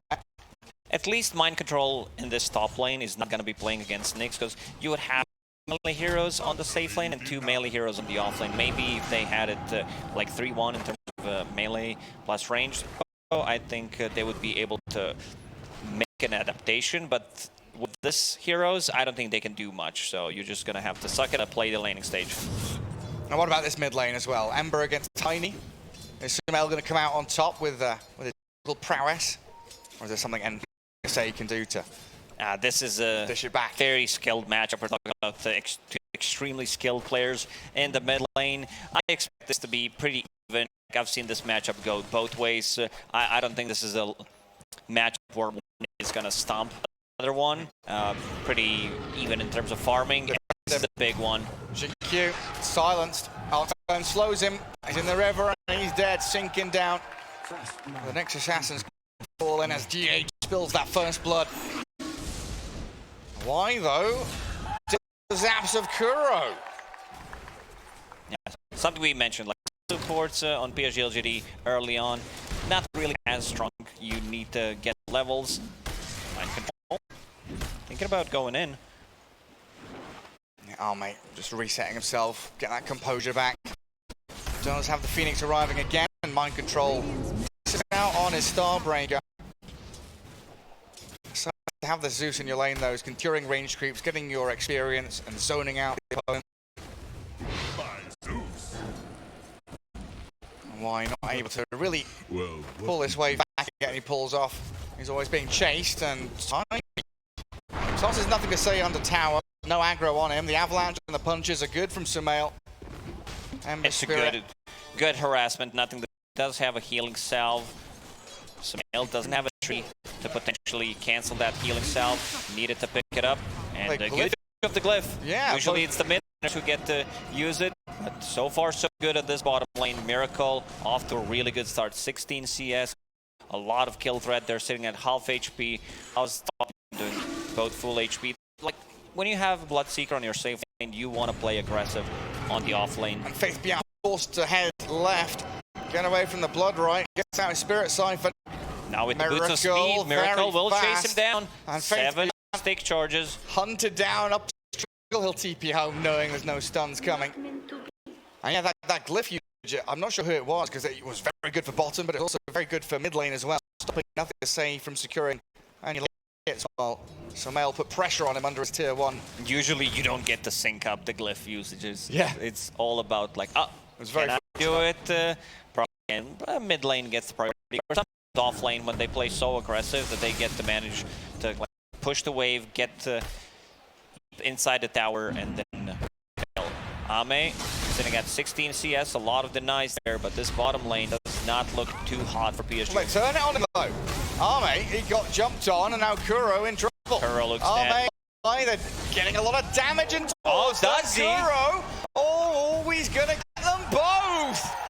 I thought there's gonna be chaos right coming out from CK, but Kuro, level 4.5, really enjoying himself here. No messing around from God Kuro. This is huge, you know, getting 2 kills, getting a couple of CS, and also getting levels. We're talking about Zeus potentially hitting level 6 at 9 as a support, which is pretty big. Avalanche toss from Sumail. Nothing to say, had the flame guard up and wide rotation in. Look to kill off the Tiny. Good dive forward for that takedown, but Bian is being left alone down bottom inside the Blood Right, and the chase from Miracle. Looking to secure the kill, but these Spirit Siphons just keep him healed while Curia killed off by deeper in the jungle. You need Spirit Siphons when they decide to dive. Also Miracle moving at almost 500 move speed, having Orb of Venom on top of that, and also slow from Arctic Burn. Very difficult for PSG LGD to play this line. I'm really surprised how much they're getting from it. 21 CS on Fate beyond Ocean. Q died once. Let's see if they want to play aggressive. Yeah, Jin Q looks very dead. Trying to bait out some spells. I feel like they're gonna go and dive underneath the tower. Carapace a little earlier than he really would have liked to, but Miracle tosses wand to continue to fight. Decides it's not worth chasing any further. While Zeus is brought into the mid lane to try and burn through the flame guard, goes up to the dire high ground. Sumail doesn't want to get too involved with this. Maybe now he'll jump back in with the avalanche and the toss comes. They'll find the Phoenix. Not wants to grab a one from this. There's no way Kuro gets out of this one. Get over here, Kuro. So a trade out in the mid lane from the two supports. Leaves Arme on top, but this is kind of where CK wants to be, right? He's going to keep himself sustained by Chaos Strike. And Mind Control doesn't have the same luxury. Also, when we talked about hero counters, this was CK into Viper, which could potentially be a lot of trouble. Into Zeus Tiny, it's easy to scout which one is real, but I think it's also gonna go who's getting the first jump. Like in terms of carry to carry matchup, Bloodseeker, he does itemize the deal with CK, and the Illusions does have a lot of armor, but sometimes it might get overwhelming if CK is off to a really good start. 31 and 11 right now, Name. He's got Kuro behind him. Forcing EP, they saw 2 supports. Maybe they could potentially try to play a bit aggressive on the side lanes, and here they go. And down bottom, GH. Golden Brace comes, Miracle to... Nyx looks very dead. Shred through the Jinkyu Nyx assassin. Wyvern survived the onslaught. I did see Mind Control cutting on the top, drawing the attention of LGD up towards north. Kuro looks like he might get slightly... Kuro's the mid laner right now. He's like, please don't TP mid. I want my level 6. I want that experience. Oh, I thought he was going to go for it. Potentially with the Chain Lightning, stealing away some CS. To say 34, a lot of denies. Yeah, 11 on 12. Bloodseeker, 12 on CK, 13 on Tiny. Sumail still level 6. Nothing to say, Anjin Q. They're not going to get the chain stuns as they would have. Avalanche will hold the Nyx back as well. That's the carapace on time. Doesn't come out in the right timing, and Kuro is going to back across, try to defend his Sumail Tiny. Back the rest of LGD, killing Y and looking towards the DP as well. Miracles join this with everyone such low HP. He's sprinting around. Nothing to say behind his tower. Safe for now. And will Remnant TP. Different type of the games, you know, get close to elimination. You know that the carries are going to be much more active, especially if someone is playing hero like a Bloodseeker. So a good rotation from Miracle to be able to define and also get a kill. Carapace not on time to be able to just get another stun on Tiny. I don't think it would matter. I'm not sure if they would be able to close the gap. Mind Control. Playing behind enemy lines. A lot of heroes showed on the mid lane. Yeah, it just feels like he can't face off 1v1 against the CK. He'll get the same amount of harm. You get the Mind Controls, level 6. Even Zeus is level 6, something that we mentioned. Zeus level 6, 9 hits in. Bro, pretty much dominating this game. Involved in 6 out of 9 kills. Nice. Yeah. 2,000 net worth as well. A great spot. I mean, he's basically playing position 4 this game.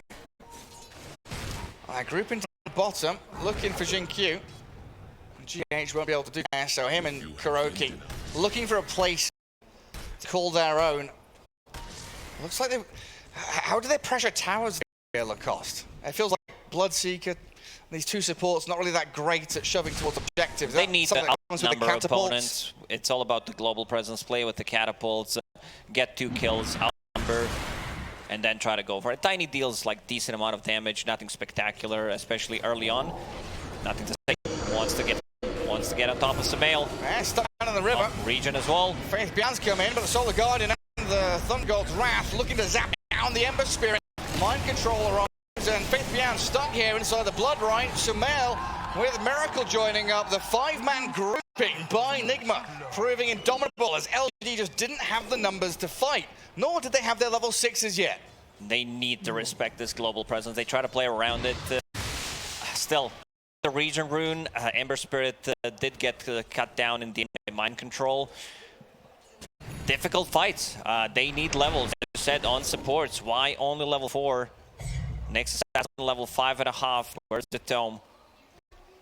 Someone's got to give it to him. Get that supernova going. It is their big team fight ulti, you know, alongside the Axis. Mind Control, chased down by Arme, nothing to say, but they realize with the snap TPs and the reactions of Nigma, there's no place to be up top. Retreat back to their tower, give up on that kill. When you have one up a number of heroes here, that gives them a little more room in the mid and the bottom lane to try and get the levels and experience they need. Arme still the most farm hero in the game on CK. 1 death only in the laning stage. Armlet already done, going for the Echo Saber. Pretty, I'd say, similar to the previous game where they want to get stuff done in one fight. Not going to be aggression coming on from PSG LGD. They might try to go for a pick-off, but they need to bring at least 1 extra hero because Dawnbreaker ulti, Zeus ulti that could scout them out are going to be, I'd say, a little more difficult for PSG LGD. To the way that Nigma are playing this 5-man group up squad. Right now they are spread wide open across the map. It's a straight line from top down to bottom of these Radiant heroes. You see the color on the map. Now a double fairy strength at Jinkyu.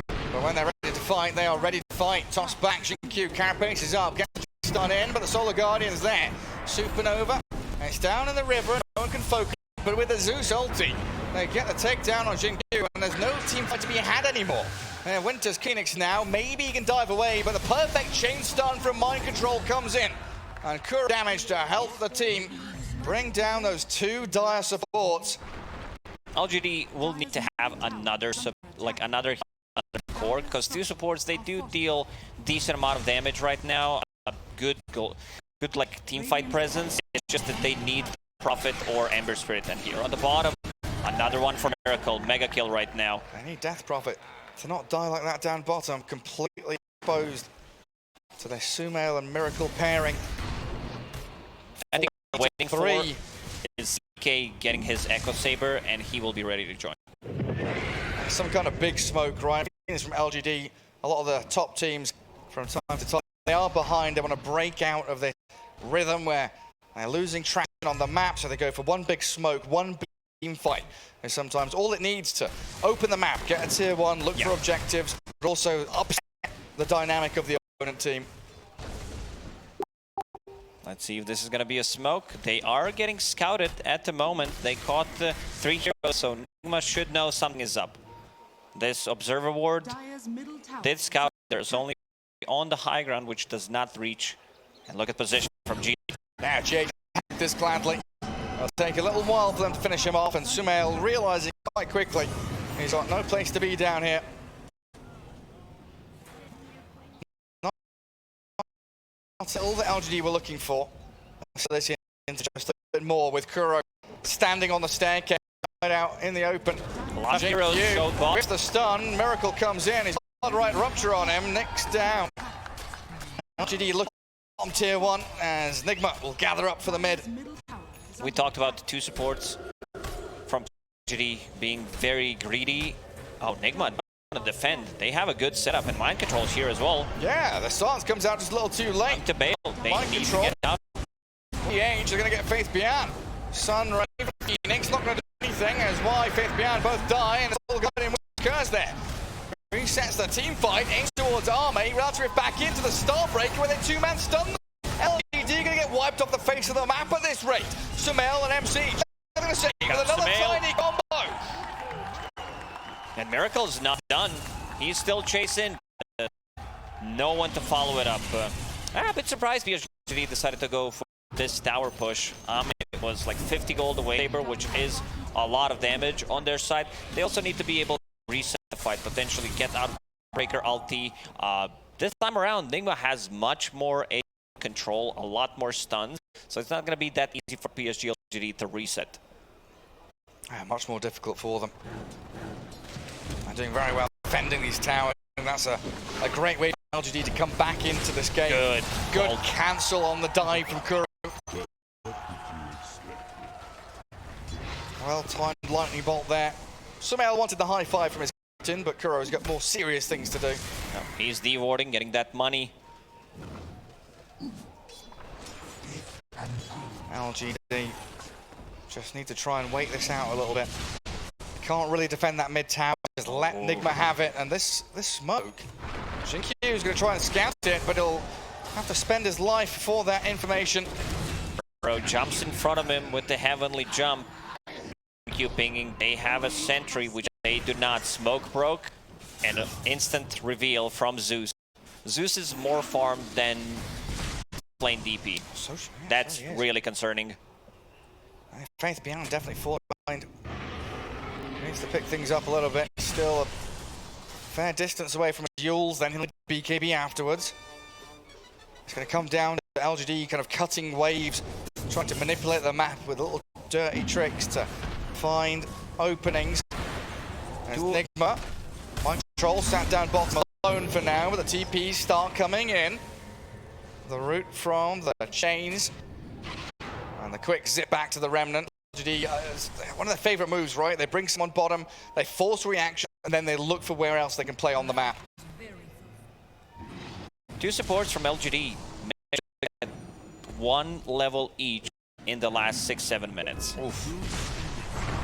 That's not ideal. One, he's going to show why that's happening. Sumail, he's got their number. And Miracle 6-0-2 also having a spectacular game. Miracle pretty much having a perfect game. Very close to his BKB. One thing I like about GH's build is that he is maxing out the Cold Embrace. He understands where the real threat is going to come from, going for the shard next. So being able to lower the cooldown on Cold Embrace, because you're playing against CK and Dead Prophet, if you manage to get 2 Cold Embraces in a fight, that's win you a team fight.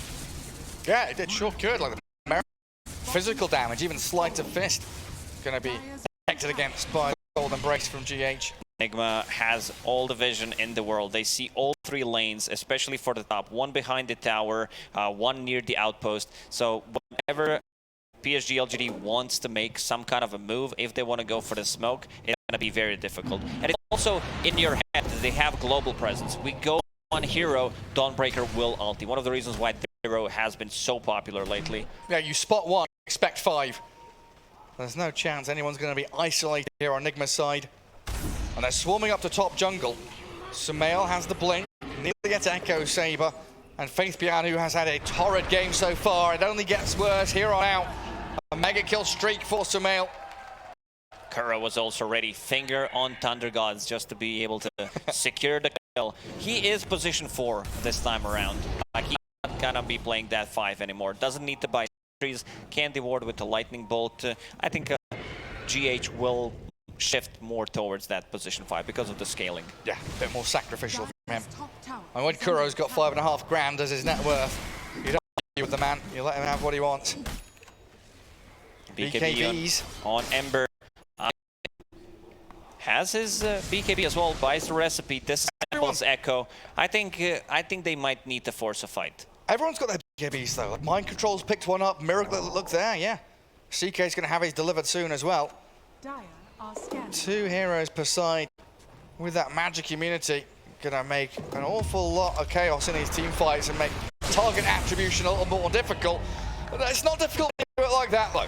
Knowing DP is so squishy, Zeus and Tiny immediately removes the ward. He knew something was nothing to say. And wanting this Wyvern, trying for the solo kill, but again the TP reactions and the Solar Guardian trying to force these abilities out. But look at Sumail, just diving tier 2s. You're making noise and nonsense in one lane, you're bullying and cruising towards kills in another. Seems like LGD does not have an answer for this. We haven't seen Exorcism being used. Jin Q, oh, misses the stun, wouldn't matter. Still dead regardless. A real difficult one for LGD.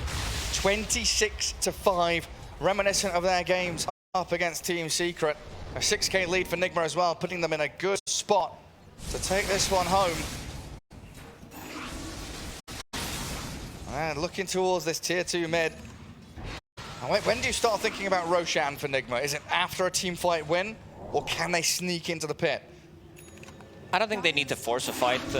Get 1 or 2 pick off is pretty insane. We're talking about Zeus, Rupture, Tiny, who's pretty massive, does have Echo Saber going into BKB next. Dead Prophet, damage output, very limited. 1 point in Exorcism. And we see a bit of an adjustment from CK, going for Slayer next. A lot of magical damage from Tiny, from Zeus. Makes a lot of sense, doesn't it? Yeah. It really does. Actually, you had the Echo Saber. He's professional e-commerce, Gary. I'm telling you. They're Cyber very Sporters. smart. Mid-tier 1 for LGD. It's glyphed up by Nigma. And they are bringing a couple of supports in towards that zone. Miracle not really getting involved, but just showing their faces around here. LGD back. As they do smoke. Where are they headed? No real vision anywhere. They've got 1 ward in the triangle, but Miracle shows up top around the outpost. Suddenly surrounded by Dire Heroes. Hey, BKB's up. Nigma coming in to try and fight. Just straight up kills the egg. Miracle. Beautifully done. Now the Solar Guardian on to LGD. Oh, mate, trying to stick on a target. He can't do it. His BKB. Sumail tosses him across. Phantasm comes. MC jumps in towards them. Still with his BKB going. Enigma clearing through LGD. 1 by 1. They topple like dominoes. They just called GG. Well, when I said this fight is done, that the whole game is done. But yeah, Nigma. 22 minutes! It was, I'd say, only 8k gold lead, but PSG, they felt they could not take the fight. They needed some kind of damage. I'm not sure if Ahmed was not available or if he didn't get it on time. I don't think it would matter considering how aggressive Nigma was in this one. Like, they managed to win the lanes, 2 supports, no real impact in the laning stage. Like, bottom lane did get crushed, and also, like, they got, what? one level in 7 or 8 minutes on support, so a bit rough for PSG LGD. But Kuro, man, what a greedy player, especially in this game. You know, he was the one more farmed than I'd say 2 supports combined on PSG LGD. He's a Greek god in real life. Why not role play in game as well? But yeah, honestly, the difference between game 1 and game 2, it felt like game 1 they were playing aggressively. They were on the front foot. They looked amazing. And then one slip up around a Roshan, things fell apart. This one felt slower, more calm, smoother. So I don't know what the locker room talk from Roki was, but he's got his lads in shape, that's for sure. Yeah, it was very difficult to match aggression from Team Nigma. They could not outnumber us. Both supports did get, like when I say supports, I got early level 6, 9 minutes in. And also Dawnbreaker from the offlane, relatively early level 6, and then you're just like, how do we deal damage? Like, our damage output is very limited. They managed to shut down that Prophet in the laning stage. Spirit try to go for some moves, try to go for the ganks, but felt like it was never enough. Yeah, and it didn't feel like it ever mattered that they picked Dawn into Nyx or anything like that. But after such a quick game, the desk is ready, scrambling to their stations as we can pass it back to Arbo. Yes, as we watch these Aramco highlights, Nigma, what a game. This is what we saw last time. No mistakes this time. Perfect execution and a quick closing in of the game. Instead of pushing, which they didn't have much push, they just choked the enemy to death and forced the GG out of them. What a performance, sir. I mean, Kuro, relax. Yeah. Please, man. Show some mercy, relax. I mean, not just Kuro, right? Yeah. I mean, Kuro in the first opening minutes up until like minute 10, absolutely, right? But then he immediately passed the baton to Miracle, makes a ton of great plays. Passes the baton to Sumail, who's getting pickoff after pickoff. I mean, it just felt like LGD were dropping like flies all over the map. I think that game, honestly, like, I hate to say it, but I think Nigma just played so much better than LGD. Like, the Nigma players, they popped off. Yep. You know, like Kuro, he's just tiling on them. Miracle, he's crushing his lane. He's TPing mid, you know, like at the exact right time. Collects all the kills, you know, negative pressure. GH with the sick cold embraces. You don't even have time to notice because the other ones are shining so much. But the cold embraces, they were so on point. Obviously, Sumail, hero after hero. All of them. And mind control, I mean, he didn't even have to play. You know what I mean? I mean, of course he did, but he had the lane, right? It's too much. Like, they played so well, all of them. So well. We can see this in the score by STC. I love it. I'm just going to use my power as a host to talk about Bloodseeker for a second. I just was so impressed. You see the Nyx Assassin, okay? And as most people say, you said it in the panel, Blood Right by the Spike Carpus. But he did this incredible thing in the early game that spammers will know. You Venom, not the full Orber Corrosion, and then you force the Nyx into 2 choices in the lane. You hit him, and he either has to wait for your Blood Right to hit and stay in there so you can Spike Carpus it back to you, or he uses Spike Carpus early, eats the Blood Right. There's no chance there. Look at the Nyx score. He knows. Yeah. You know, I'm sure he did not enjoy that. You know, he did not have fun.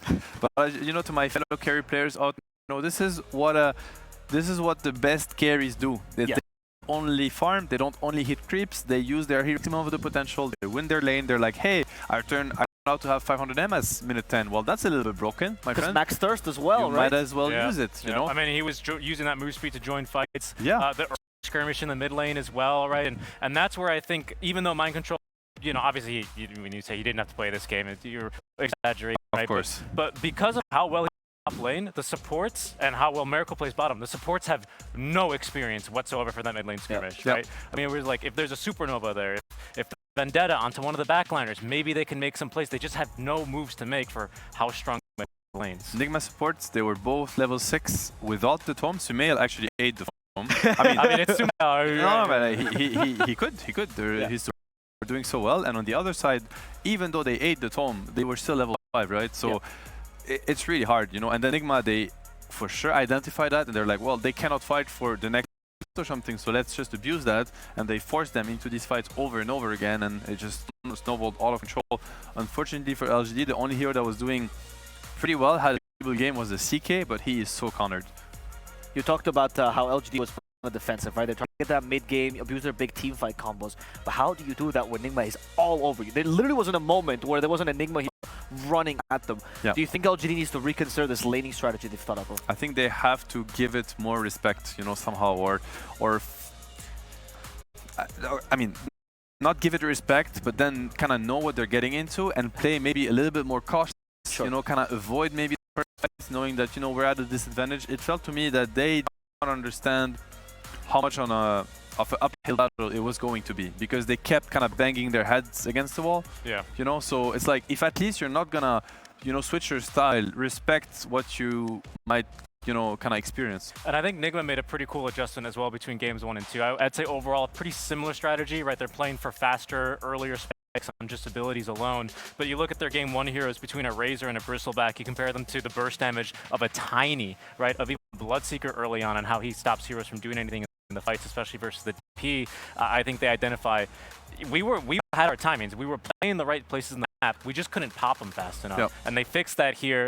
You know, LGD don't make that adjustment like you're talking about, and Nigma the same strat, just faster.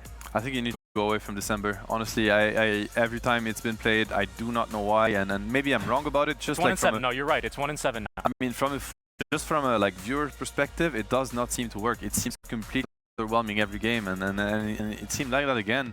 You know, I mean, he had a rough start this time around because of the Nigma support pressure.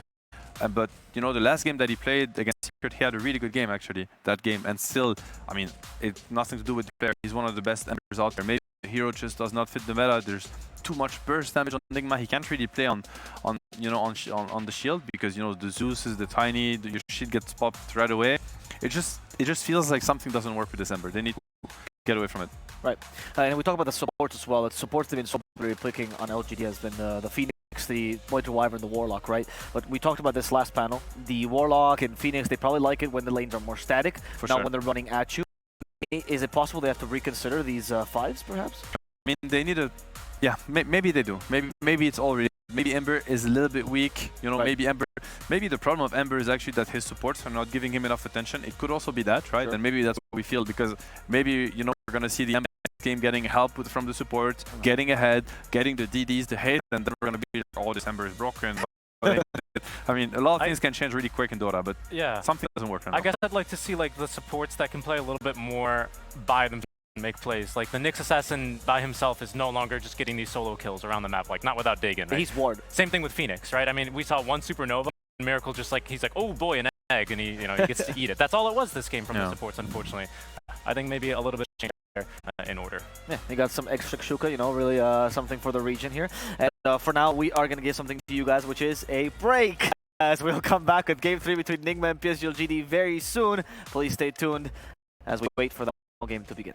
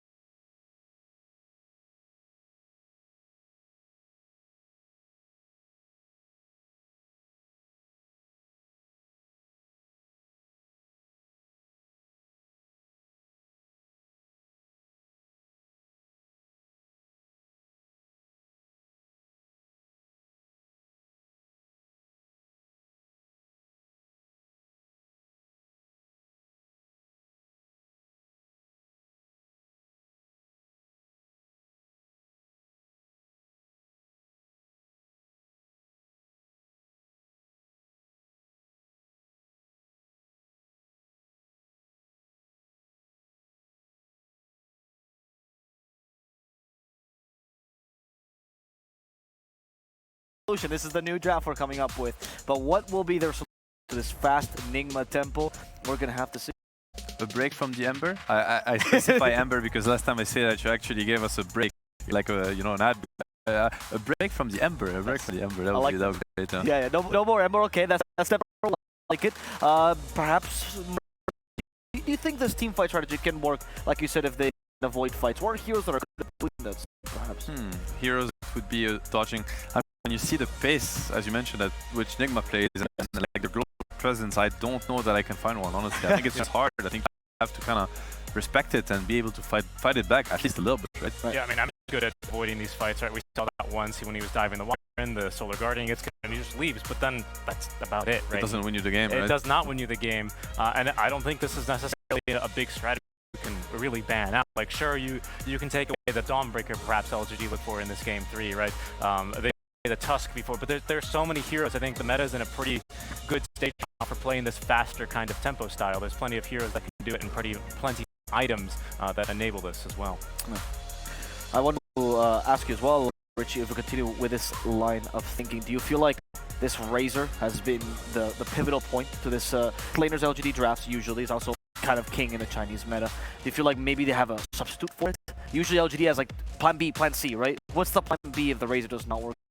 Yeah, that's a really interesting point, actually, because you're right. That has been kind of the linchpin of their success, right? Especially in their opening series, which completely blew both games wide open for them. Safe farm, and that was like the win condition for them, right? I don't guess they were hoping the DP would be able to get it done this game, and it just simply didn't really look amazing for them on the laning stage with how well Kuro played. I don't know what else they have here in the sure Xiaoba has been cooking up a couple of things. He's got a couple scripts ready, the director, for game 3. I think you need to, I mean, I just look at the Enigma heroes line so quickly, you know, Dawnbreaker, Zeus, Tiny, Blood, level 5, level 6, they all are so happy to start brawling, and the last game was the same, you know, the Prophet, the Bristle, the Vanguard, like they really come so quickly, and on LGD side, they need time, you know. Ember, he wants level 4 Starfist, ideally he wants to get to his item, the Maelstrom. DP, she wants ulti, but yet again, you know, I'd much rather play, you know, like a Zeus nuking DP from a range, or a Tiny throwing combos at people than having this DP, so much pressure, you know, one ulti that you press and then you're kind of useless for 2 minutes. Same with the Phoenixes and the CKs. I think, yeah, you know, LGD, they really need to respect the pace at which Nigma is really ready to play. So they either balance their draft a little bit more in that, you know, in that they get rid of the key heroes, which is, and I see it. Probably perfect, you know, perfect suit for the perfect fit for the Nigma playstyle. I think the Zeus is really good for Nigma too. What we don't really talk about with the Zeus is like early fight. Zeus ulti is crazy amount of damage. It's obviously the most reliable you have in the game. It's meant to hit on everybody. D-ward, all the wards also really quickly with the Zeus. So the game for these early skirmishes. I think it's a perfect for their style. I think maybe LGD should pay a little bit more attention to Zeus. Maybe just ban it. Sure. Yeah. I think a lot of these LG strategies, like you take a look at them, and there's certainly a pretty solid win condition in all these games, but usually they come online with like a 2-3 item timing for Ame, right? And you look at the offlaners, and they're not usually able to play the entire game themselves. This game, they were hoping for the team to be a little bit better, obviously with the Phoenix Supernova, but the last pick Bloodseeker was good, and then the lanes were so difficult with how well Enigma focused. I think, just as an example, right, you know, you pick like a Brood, you pick like a Beastmaster, you give a different objective very far away from Ame to play on the map, right? Exactly, yeah. Force Enigma to play that game. And Faithian happened to play these heroes. He's very well known for the Beastmaster, for Lycan. He, you know, obviously there's the Visage, but maybe the difference with Visage is that his laning phase can be a little bit abused, but they have the tools, you know, they have the players to do what you just described, and which is honestly just have a more stable early game. You know, they need the first 10 to 15 minutes to be a little bit more stable, and game 1, even though they won, it looked the same as game 2 at the beginning. It looked really scary, you know? Agreed. I love that idea, actually, because when you look at these Zeus, particularly the Lycan, as we now get into the draft, I mean, if you remember STI, it was just LGD. It was also the rest of the Chinese teams, like Ichi Gaming was also running the Lycan very much so, and it was a great success. They could be looking at it, and I mean, I like this a lot from LGD, you know, they decided to take the Zeus themselves. It's a hero great at fighting back, and it's a hero that Nigma really needed, in my opinion. So this is much better. The Tusk is out, super fast tempo hero, great comfort for Nigma. Kuro plays it, GH plays it, the Wisp obviously, you know, one of the best Nigma heroes in the history of that team, and then they get the Zeus themselves. We see the Wyvern, the Tiny. Very honest, like the Wyvern is a question mark to me. Not in the sense that it doesn't work. It seems to work greatly. I just don't know what makes them, you know, rate this hero that yet. Maybe they just think the Wyvern spells are just too good, you know. Obviously, you think of a Zeus, and Wyvern is the least, like the last hero you think of. It's magic damage for space, but they seem to be looking at something else. I mean, certainly, even if you just look at last game's draft, they didn't ever address this Wyvern. Now immediately they address it with pick, right? Yeah. No matter what lane this Zeus is, and no matter the role, the Wyvern called him simply not going to have the same amount of impact as last game. Earth Spirit also one of the best. He's always going to find it in the backline. If he doesn't, he can just also silence him from afar. You know, obviously tons of magic damage, vessel buyer, so great answer to the Wyvern. And Earth Spirit, I think, you know, one of the best heroes actually. I really like the adaptation here. Zeus Earth Spirit. Think about the brawling that happened. These heroes are super happy to brawl. Right? Like, actually what they're kind of designed for. You know, they have these repositioning mechanisms, they have a ton of damage, a ton of lockdown of silences, so I like that from LGD, you know, like this is much more aggressive, much more fit to fight into Nigma early, and you know that Nigma, they will do it.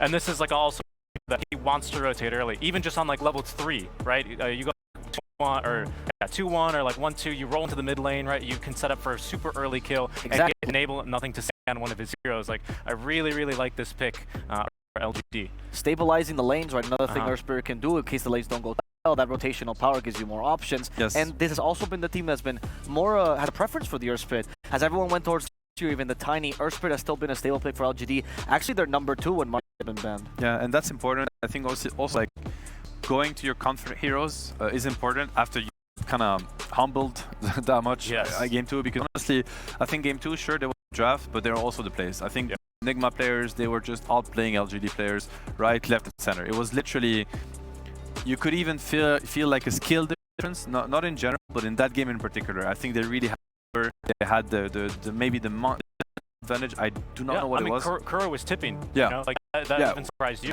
I think this was the first time I've seen Kuro wheel in the middle of the game. As he was styling on them, I'm like, okay, this is what 2022 looks like. I like it. You know? Why not? You know. Yeah, and speaking of like comfort, right? As we see this series progress now into the draft, take a look at what LGD ban out, right? The Dawnbreaker, the Fury, the Bristleback. Even if LGD did manage to win game number 1, that was certainly a very risky timing. The respect there also from Nigma, right? They remove again the Ame Faces Void, and again this Warlock, which LGD have not been able to pick in this series. Hey, I'm a Dota fan, so I hate games. I want, you know, I need longer games. I need more Dota, more spells, and I love that from LGD in that aspect. They are getting rid of all the Nigma, you know, super high tempo heroes. You know, the Dawnbreaker, the Prophet, as you mentioned, the on LGD side. I think they're really pushing Nigma away from what has been working really well for them. Obviously, Nigma, amazing team. I'm sure they have plenty of other ways to play, other heroes maybe to kind of, you know, keep that playstyle going. So they're gonna find. But I like how LGD adapted. I feel like this is the first game ever since the Secret Series, even, you know, disregarding the game that they won. I think this is the draft where they're doing a great job at dealing with Nigma, like for once and properly. Okay. Now as we second phase, the Nyx Assassin, as you mentioned, gets picked up here by Nigma. What is going to be the answer from LGD? How are they going to set up the tempo for this draft? And more importantly, what's 5 here? A lot of their favorite 5s have been taken out, the Warlock, the Winter Wyvern.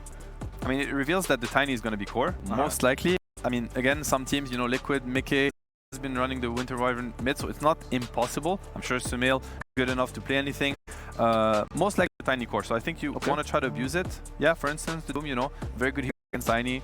Percentage HP, you know, burn. Obviously, Doom is a good spell against Tiny also. He will just be able to kill him himself, so and I think what's really nice about this is like the Doom late game especially is like Doom Tiny at any stage of the game very good, right? But once your cores get BKBs off and they don't worry about that initial Tiny burst, he's also great at just knocking down and scaring the Wyvern from the fight. The Wyvern doesn't want to be anywhere in the neighborhood of a Blink Dagger. True.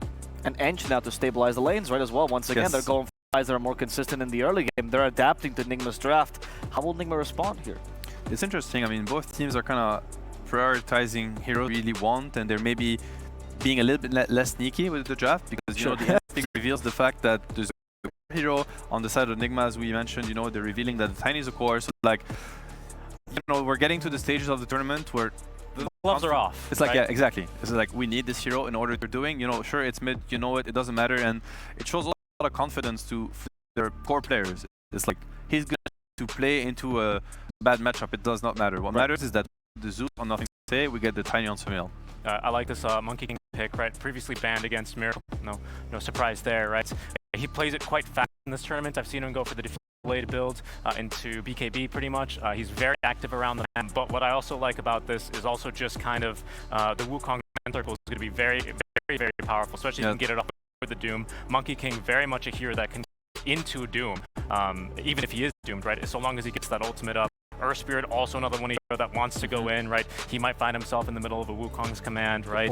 And it starts from the lane, right? Like, he built hard. He's amazing, I think, with Wyvern Nyx. Wyvern Nyx, really known at, you know, to lockdown heroes. They don't bring a lot of damage, but then Monkey, that's Monkey's dream. It's like, everybody's stunned around me, I get to press my spells, I get to get my Jingu sticks. It's an amazing pick, and I think on LGD's side, they have very little to deal with him, honestly. Right. They have, how do you stop Monkey? You need to stun him, right? You need to make sure he does not get the Jingu stacks into the queue so that he heals himself back up, and it's a very scary lineup, I think, for LGD today.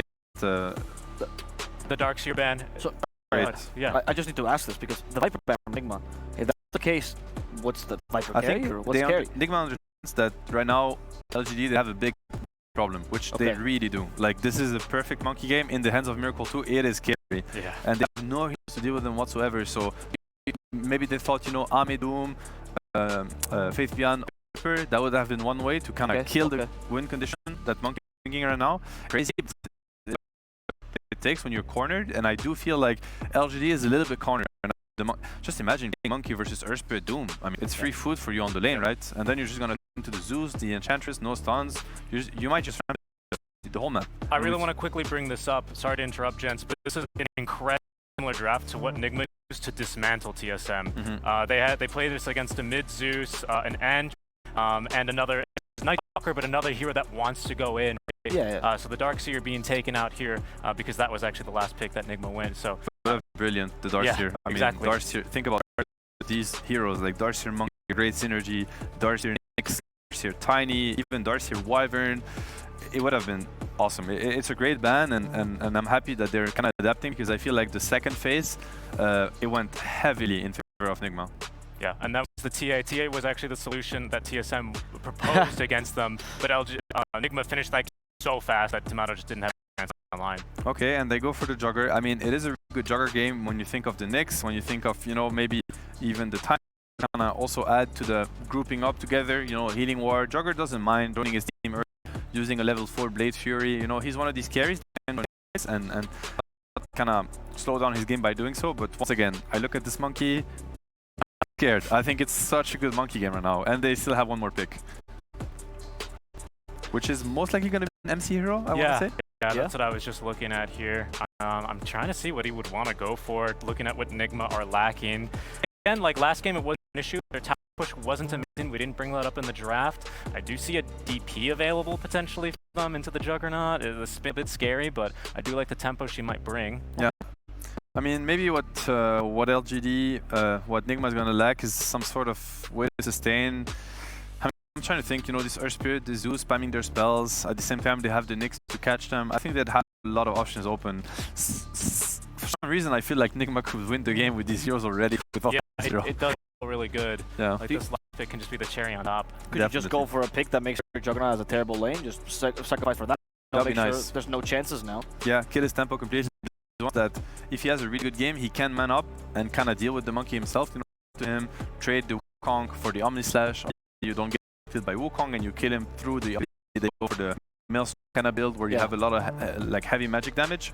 Yeah, slowing down the Jugger would be great. I feel like that's one of the job that MC could come up with. Prophet is banned. It would have been a pretty nice Prophet game.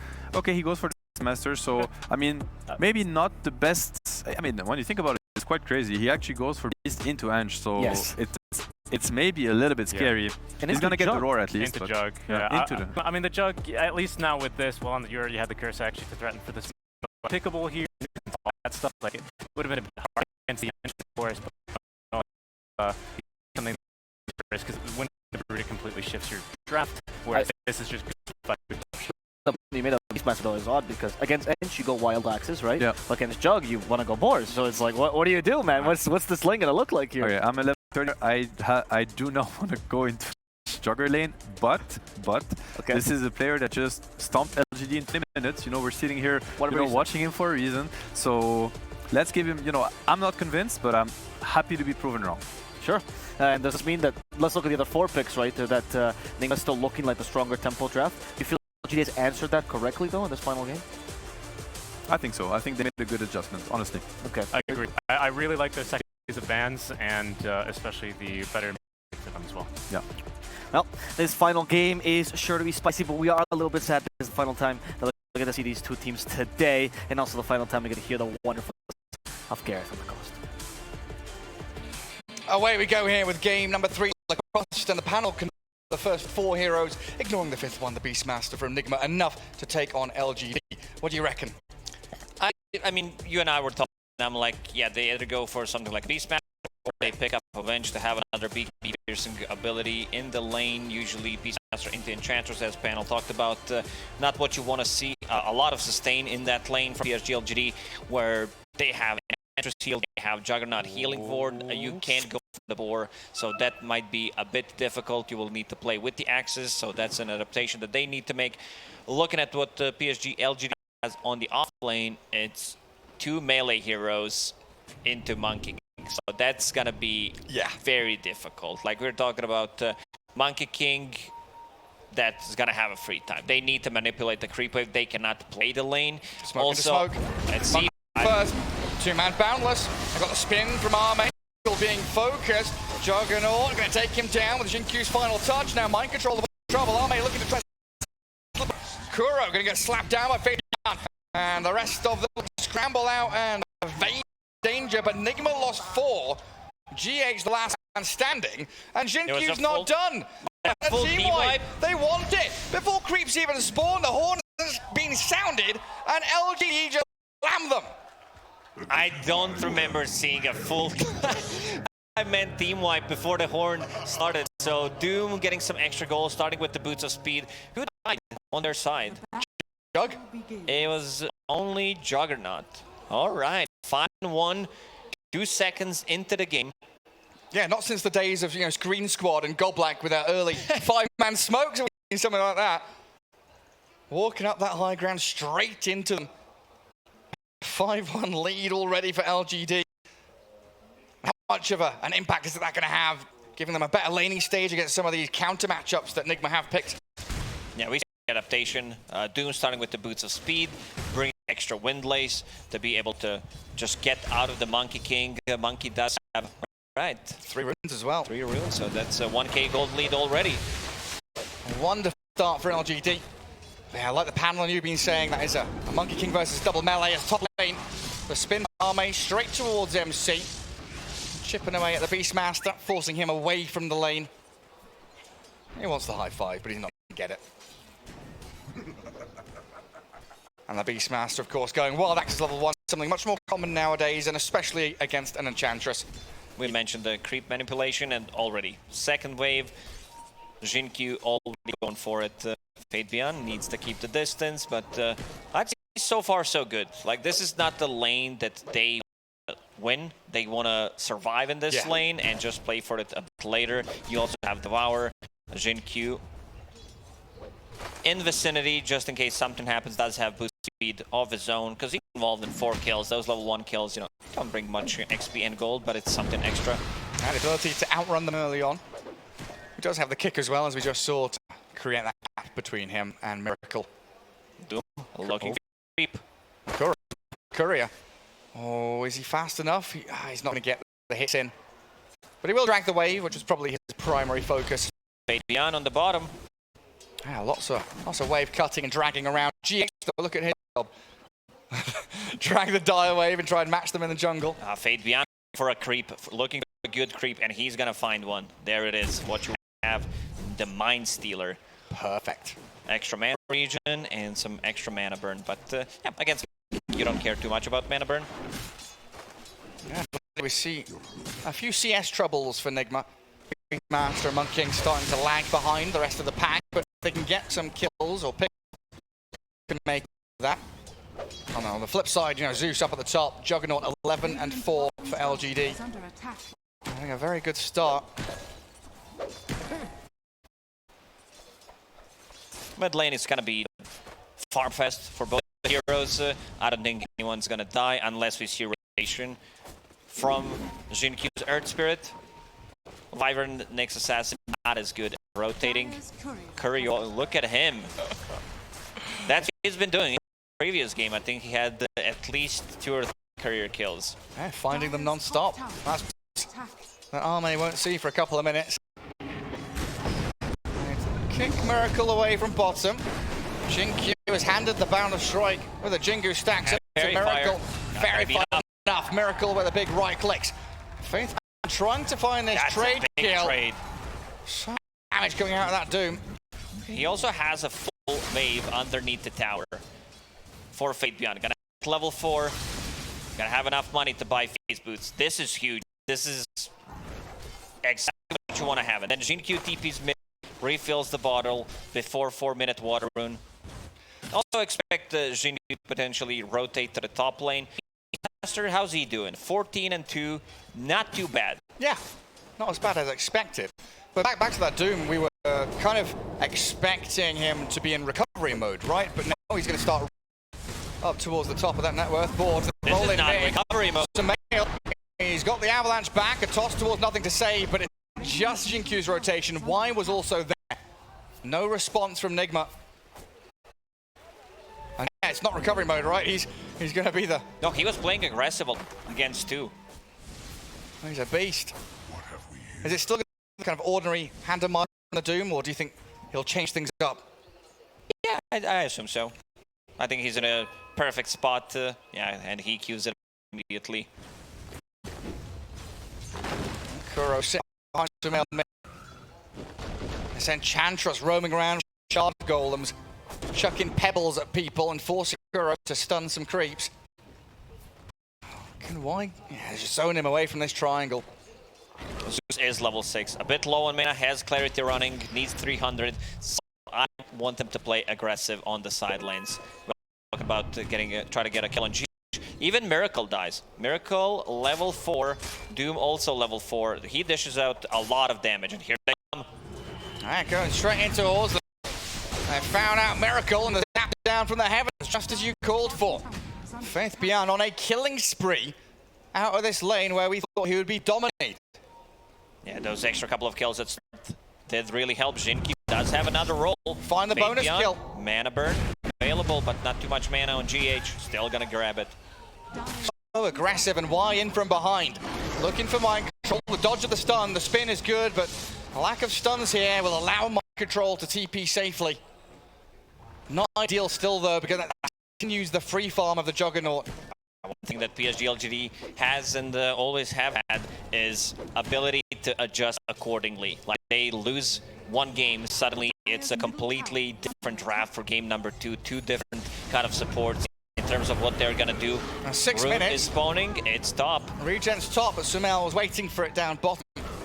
Both LGD supports in that mid lane going to allow the Zeus to get it. Much more active compared to the previous game. Yeah. They wanted to have bit more presence in the lane. Fate Beyond will be level 6 after the next creep wave. So one more time, try to go for a Monkey King. Zeus 60 seconds, so they could potentially sync those 2 abilities up. Should be perfect timing.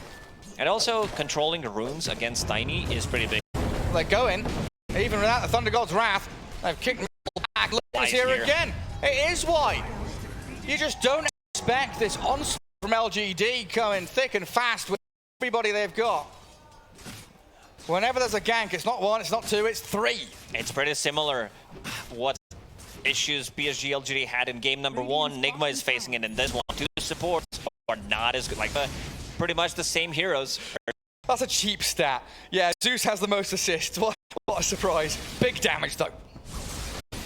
5 kills at start, that definitely helps. Using Chain Lightning, bouncing on 5 people, easy 5 assists. Yeah, super easy. Arme always has his finger ready for that spin. Bullied a large cap, but no big deal. Sumail will need to do a lot of heavy lifting once he picks up the Blink Dagger. or with the 8-minute rune. They see There is observer ward. They see him. Yeah, the deep ward, the center up. And once more, it's YGQ pairing up, holding hands, gang and roaming. Sumail with the avalanche can get the kill on the Earth Spirit. Oh, the heal enough, and he doesn't finish off Jinkyu.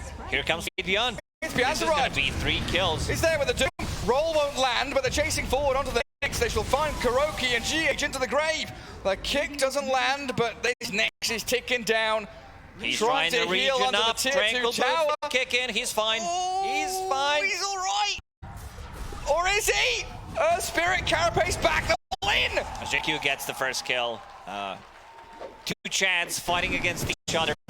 Finally, something for Nigma. Killing off Y and stopping this high aggression from LGD. Yeah, you see this Nyx Assassin and Wyvern, like they don't provide you with much, so they dive underneath the tower. The reason I said Sumail is gonna need to come back into the game, do some heavy lifting. He has 3 deaths. Those 2 supports did really ruin him, so this time around he's not going for the power treads. Instead, he understands I need to get the Blink Dagger. We don't have a way to start a fight. My control top, no points in Roar, very limited on mana. Does have his helm though, so the Wild Wing frontlining for him. Nigma all eyes on bottom lane though. They've smoked up with Wyvern Tiny. Top, they're going to go spin on to MD. A quick and easy one there. And back down to Bot as the jump in. Toss back. Michael going to get the kill and take down on Faith Bian. At long last, the Doom dies. Y slowed by the Arctic Burn. And Miracle closing the gap. Jumping over the treetops, but that's an Enchantress. He's healed up to full. And not a target you can continue on. Killing Doom. He was relatively close to Hand of Might. We need to also get back Miracle into the game. He's going for Hand of Midas himself. Oh, wants to be able to. I checked the stats during the DPC for Hand of Midas on Monkey King. It was 0-3 while Monkey King was playing, getting the Hand of Midas. At the end of that day, he was 0-4. So, not a big fan. We'll see how this one will end up. Stats don't He needs to recover. Like that's what he's thinking. I need to get back into the game, get some extra attack speed. He has this, so something that the Monkey King, when played by Miracle, really like. Yeah, sometimes you just got to do what you got to do. Nigma starting to play a little tighter now together. Sumail having the bodyguard of GH nearby. This is like babysitting the monkey. Another rune for say. He's had a lot of them. I want to say I'm Tiny with a rune, an active one anyway this game so far. Not this. Look at that, 7 runes activated. 2 for Tiny, which I assume are water runes. Yeah, water runes. 2-minute water on rune and the 4-minute water rune. Also, could we check the stats for like Kaya? How fast this Kaya was used? Because nothing to say is involved. Bloody hell! 8 minutes faster. Like I'm like, that's a lot of items. That's arcade boots and full Kaya going into Kaya-san. So close, 5 seconds slower than the fastest ever this patch. Yeah, that looked pretty fast. Blame your courier for that one. Oh yes. Enough. GH trying to hold out on this mid lane. Catapult wave, and the Zeus's ability to shove out the creep as well. Thinking about going on to Ame. Roar and Wukong's boundless strike should follow. Good chain stun from Nigma, but Ame is on his spin in the back of Jinkyu. They're still fighting around the and in comes the Doom. Faith Bian focusing the monkey. Nothing to say. He finds the takedown on Mind Control, and 2 cores gone on the side of Nigma. He's dying over in his own triangle. Nothing to say from halfway across the map. Gets 2 kills. They needed to bring one of the supports. Whether we're talking about Vendetta with Nyx Assassin or Wyvern Ulti, because this one was pretty difficult. One to give the male. Does have a Blink Dagger, but nothing to say. Super tanky. Use Raindrop. Extra 6 stats from the pick pole. Apologies. 11 assists on this Earth Spirit. Why do I love to round up the number? For me, everything's like 10, 100, 1,000. That's just normal, isn't it? You just keep rounding up. Makes things nicer. You don't want to be saying 7,322.4189. Just yeah, say 8,000. We even have DPC points with like 59.5. I think is what the Team Secret has. What was the other one? Like 102.67. That's what they had. Yeah. The 2/3 of a point kicking in hard there. Miracle scouting things out. GH ready with Winter's Curse. It's just Enchantress solo pressuring you. They would love to see some other heroes that they can jump and kill off guard. They'll go wide. Level 6 Enchantress, very difficult. When she turns into a piggy, Sumail's arrival. They swapped the items. They gave Arcane Ring to Zeus. It's a kill. Miracle gets it. I want to see Karoki be a little bit more active, but there's also Deep Observer Ward in the mid lane that did cause a lot of issues for Nigma Galaxy. It got them a couple of kills. It's about to expire, and it's also scouting things out because they see Nyx Assassin. If he's going on the lanes, they know that Beastmaster needs to be the one initiating, playing with Tiny, especially if they want to kill the core. All right, MC's found his home up top. Down, so he just plays that lane, shoves it all the way in towards tier 2, forcing some kind of reaction from LGD. It'd be a wise job to come clear out the wave for now. Very, very calm for LGD. No need to rush into anything. They've got the upper hand and they can keep accelerating at this rate. Nothing to say. Waiting in the trees. A couple more joining him. GH scouting things out. He'll find. He says hello, but here comes the roll. Into GH, starts and stunned. The Monkey King cut down from his canopy. Stole, dear. That was not good for Enigma. Sumail wasn't able to make a jump either. Immediately, Sumail decides to TP out. Time to play a different lane. Arme straight onto the objective. Kuro, he wants to stop the DD from being taken by LGD, but he's going to pay the ultimate price for that. Fade Beyond's like free money. We'll get it. Has that Hand of Midas. In the next minute and a half, 2 minutes, we'll have a BKB. This was supposed to be like a bad lane, but Doom on top of the net worth. Ridiculous scenes here from Faith Beyond. An absolute beast. Top 3 net worth, all LGD heroes as well. It's not just him. Tiny struggling after, like you said, the ganks. The 3 deaths he suffered in the first 10 minutes. Beastmaster, top of the net worth for Enigma, as he has just planted himself up top and pushed out this wave. And they were pinging out top tier 2. They want something, an objective to unlock that jungle, the outpost, and maybe the ability to play more role. Is that Monkey dying? Rolled and killed by the Zeus Earth Spirit. No response from Team Nigma, and Miracle dead again. Kuroki next in the firing line. Can't get his carapace off. He's been silenced and stunned. The Spirit is causing so many problems for them. They're playing underneath the vision, also having Zeus. This is the only hero they can find. They might not even get the kill here. 20 Magic Wand charges on Y. Yeah, good luck with that one. Nigma falling apart in game 3. Just absolutely nothing that they can do, nothing on the horizon that they can aim towards. And Hand of Midas is there for the Monkey now, like, sure, but it's going to take a long while for him to make the money back and actually get himself into a good spot to team fight. Do you have stats on Monkey with Hand of Midas, his win rate? Previous DPC, if that's possible. I believe it was 4. Maybe someone built it, managed to get 1 up, but I don't think I've seen it. America got a lot on his plate. Enigma, do you smoke up and try and brute force something? Do you go as 5 to maybe pick up Zeus or the Juggernaut? Or are you kind of just waiting for the bigger to arrive? Oh, say goodbye. No, maybe not. Oh, the status resistance. They just jump safe. And he even gets the kill. Roll in, kicks as well. Jinku's found the Tiny. Oh, this is traumatic for Nigma. A good curse from GH will buy a bit of space for Sumail, but he's going to get hunted. Hounded by LGD squad. Goes out with an avalanche toss. Gets Jinku at long last. GH is spun upon. The Maelstrom strikes. They're going to come out. Nothing to say. Will zap him down. Yeah, the heal's coming up from the that extra stats from Kaya's son. Extra status resistance, saving Zeus there. I mean, also having ability like Heavenly Jump does help out quite a lot. 17 minutes, new neutral items are about to drop.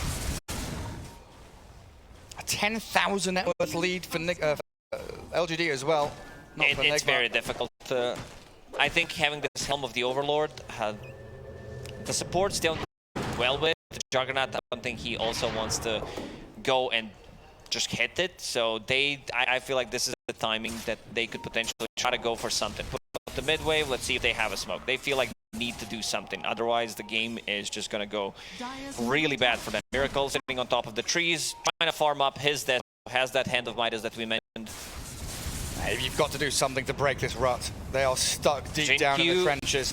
Hunting. He's trying to find Monkey King. If Ame overextends, usually Ame with the good read. Look at his positioning. Oh yes. Near the yeah, I was correct. The 0 and 4 with Hand of Midas. You're a smart lad, you are. Look at Jinkyu. I don't know exactly where he is. They'll see him jump now and the roll across. Did he get him? He found him. The curse needed by GH. He still falls down off the trees though. Does the Monkey King focusing on the Wyvern though? LGD will take the easy pickings. A roll back across. Jinkyu is an absolute nuisance. They've got Lightning Bolt. They've got Roll. So many ways to scout the treetops. What a read from Jinkyu. Not just him, but also the whole squad. You could see Ame's positioning. He understands exactly where he needs to stand.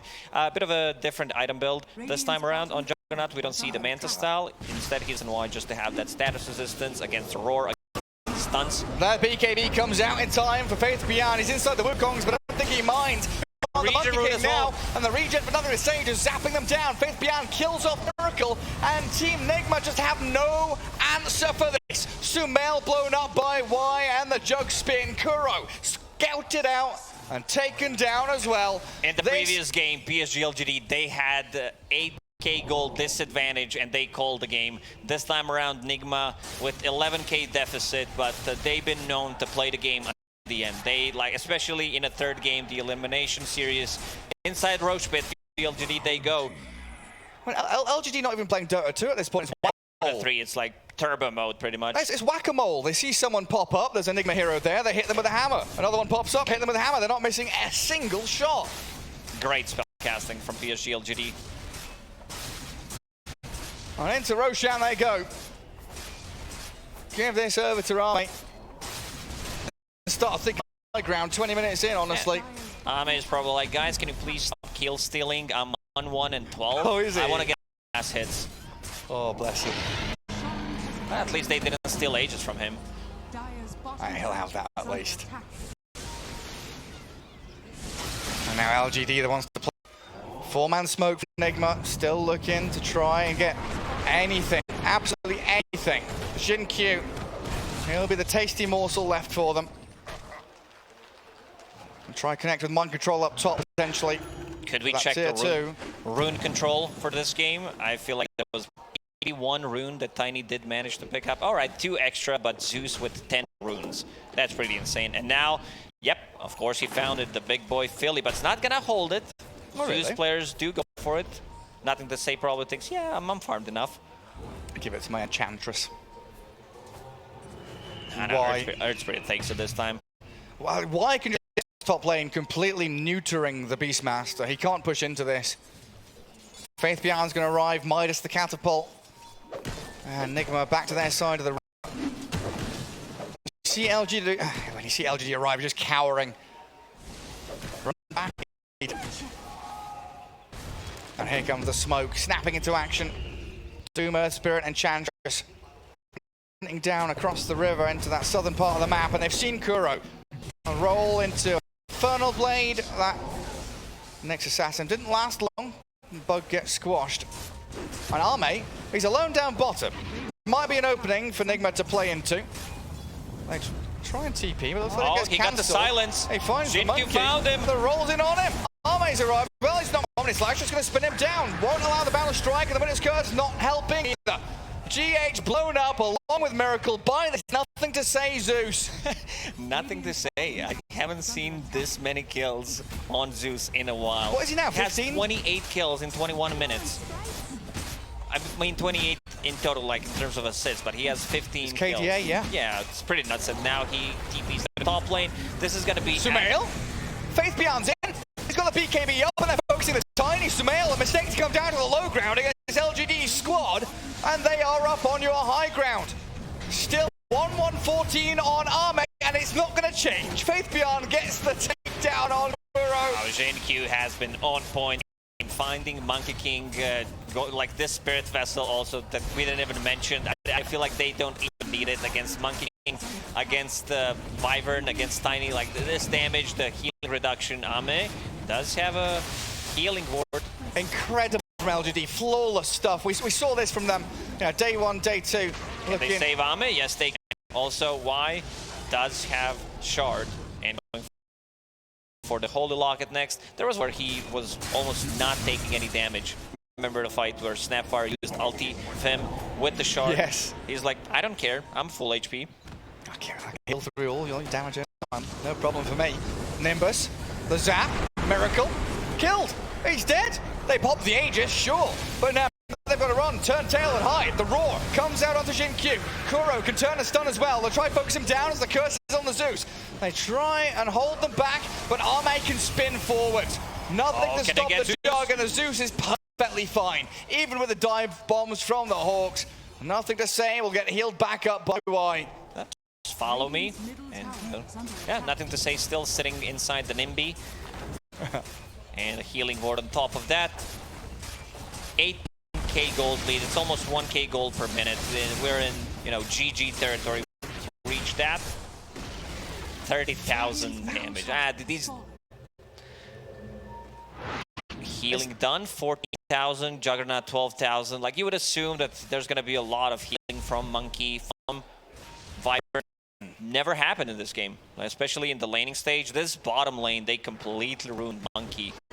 Yeah, that first clash, all creep spawned, right? Yeah, the 5-1 start gave them help out quite a lot. Early advantage in the lane stage. And Locket nearly done for Y. And DD Rune spawns up at top as well, which it looks like his eyes on. He's got his second kill, by the way. He is 2-1 and 15 now. Yeah, very nice of his teammates. Allow him to get, I mean, in this, the real carry is nothing to say. Oh, Sumail still in the mood to drop the voice lines at least. I'll retake that bottom outpost. And now he's got Blink Echo, so a little extra new damage to maybe find the Zeus if they can hunt him in the back lines. Yeah, such a flawless performance from LGD in this one. Like, why? He feels the smoke coming, so he holds high ground. Gonna wander down and try and see if there's anyone near. Stacks up the camp at the same time. Multiple jobs all at once.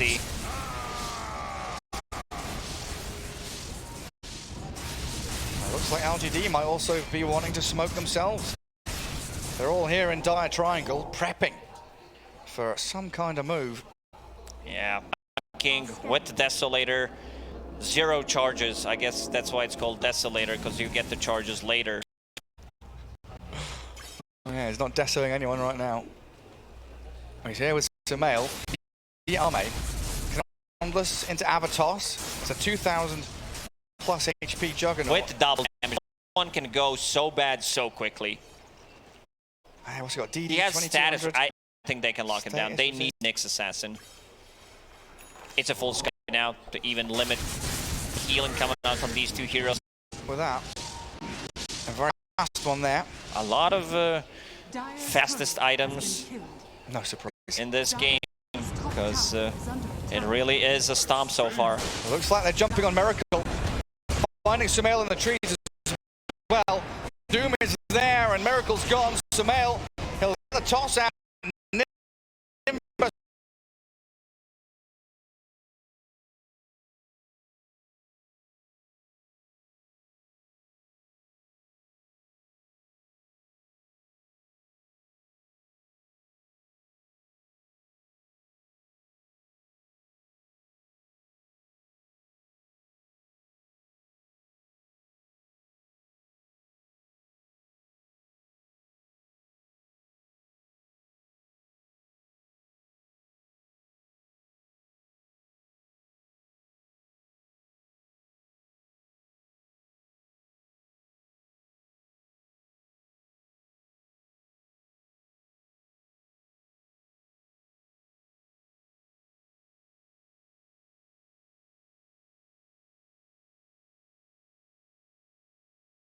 On the Doom.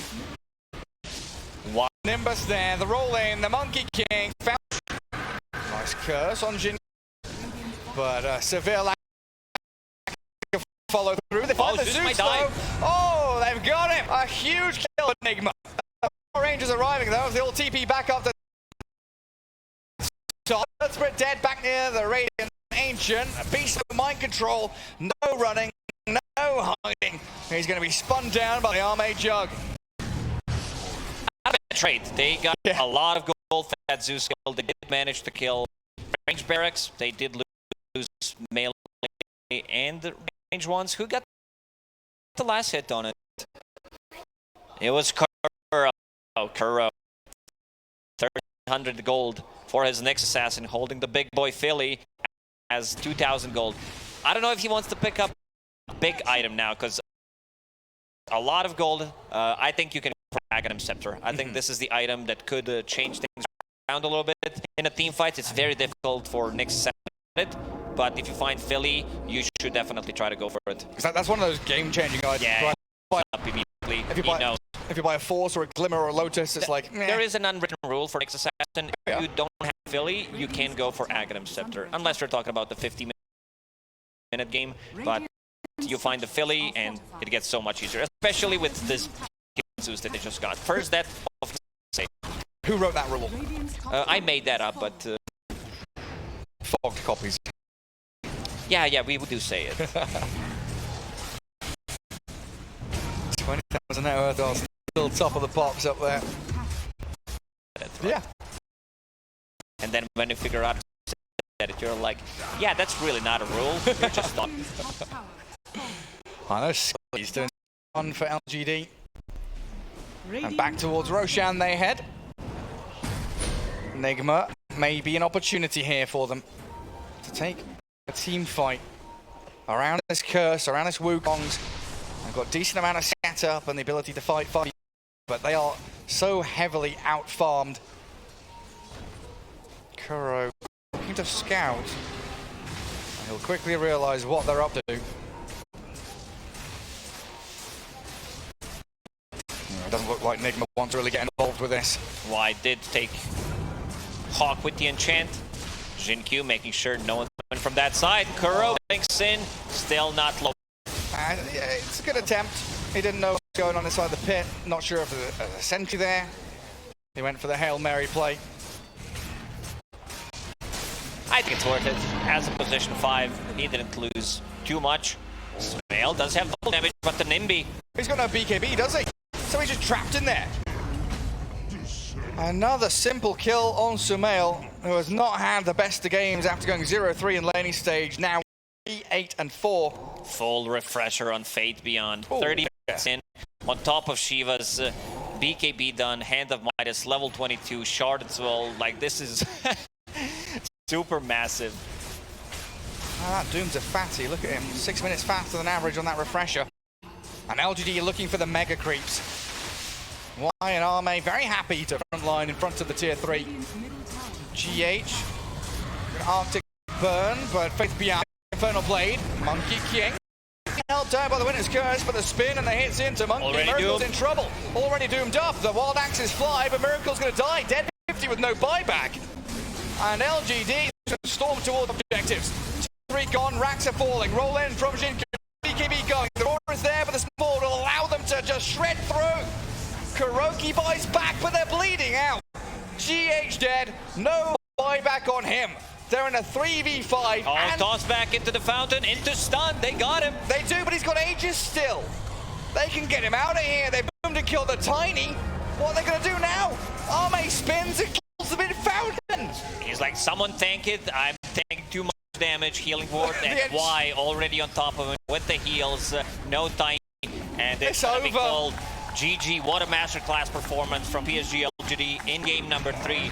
That means Nigma Galaxy, they're out of the tournament. They're going home with $200,000, and PSG LGD will play against OG. Beautiful stuff. You know, a hiccup in game 2. It was wonderful from Nigma, but they weren't able to keep that adrenaline going and that aggression flowing here in They game don't even 3. seem too happy about it. It's like, yeah, another Day in the office. in the office, exactly. Like, yeah, guys, you stole a lot of kills. I'm not going to be too happy for you. Nothing to say. He's Zeus performance, absolutely god tier. Top of the network, breaking some records. the way this whole game started. 5 versus 5, whole team wipe, but managed to get one kill from that.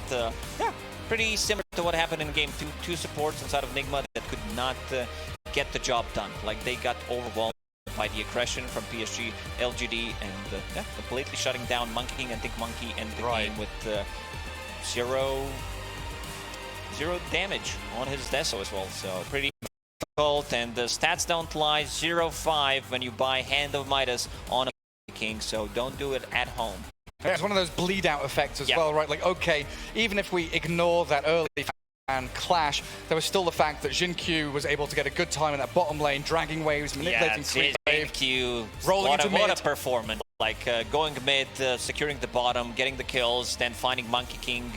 Also, in the end, they had the Holy Trinity of the items against any kind of healing. There was a Spirit Vessel, Scotty, and also Shiva's done on Doom. So pretty much canceling 2 heroes, what they want to do in the fights. Pretty difficult game overall for Nigma Galaxy. They did shut down Tiny in the mid lane as well, understanding like where the real threat is gonna come from, because Beastmaster's not that hero that wants to rotate early on, and a bit of a difficult game for Mind Control as well, because he's playing with the Enchantress, not allowing him to play the boar, which you would want to have it against Juggernaut. So you go for the axes, but still, Enchant.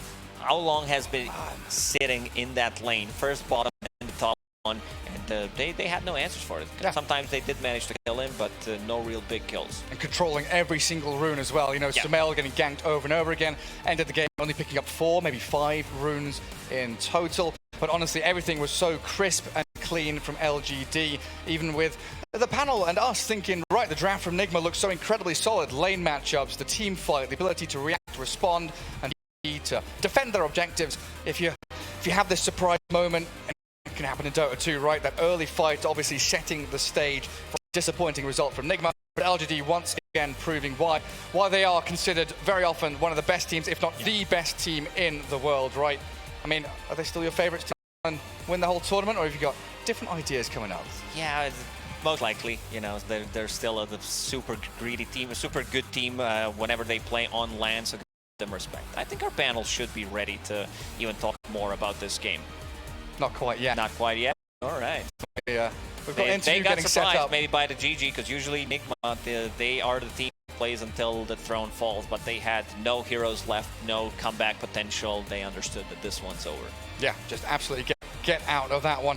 I mean, you know, looking forwards, LGD also have to even get out-drafted, but then outplay, and the ability to really figure out who's meant to be targeting who, keeping other heroes very safe as well, like Zeus. He died once that entire game. Perfect positioning from him, and that's not just his job. That's not just him being incredibly skilled. The rest of his team frontlining and finding openings, targeting the Wyvern, rolling through the trees to spot the Monkey King, zapping with a lightning bolt to give the vision as well.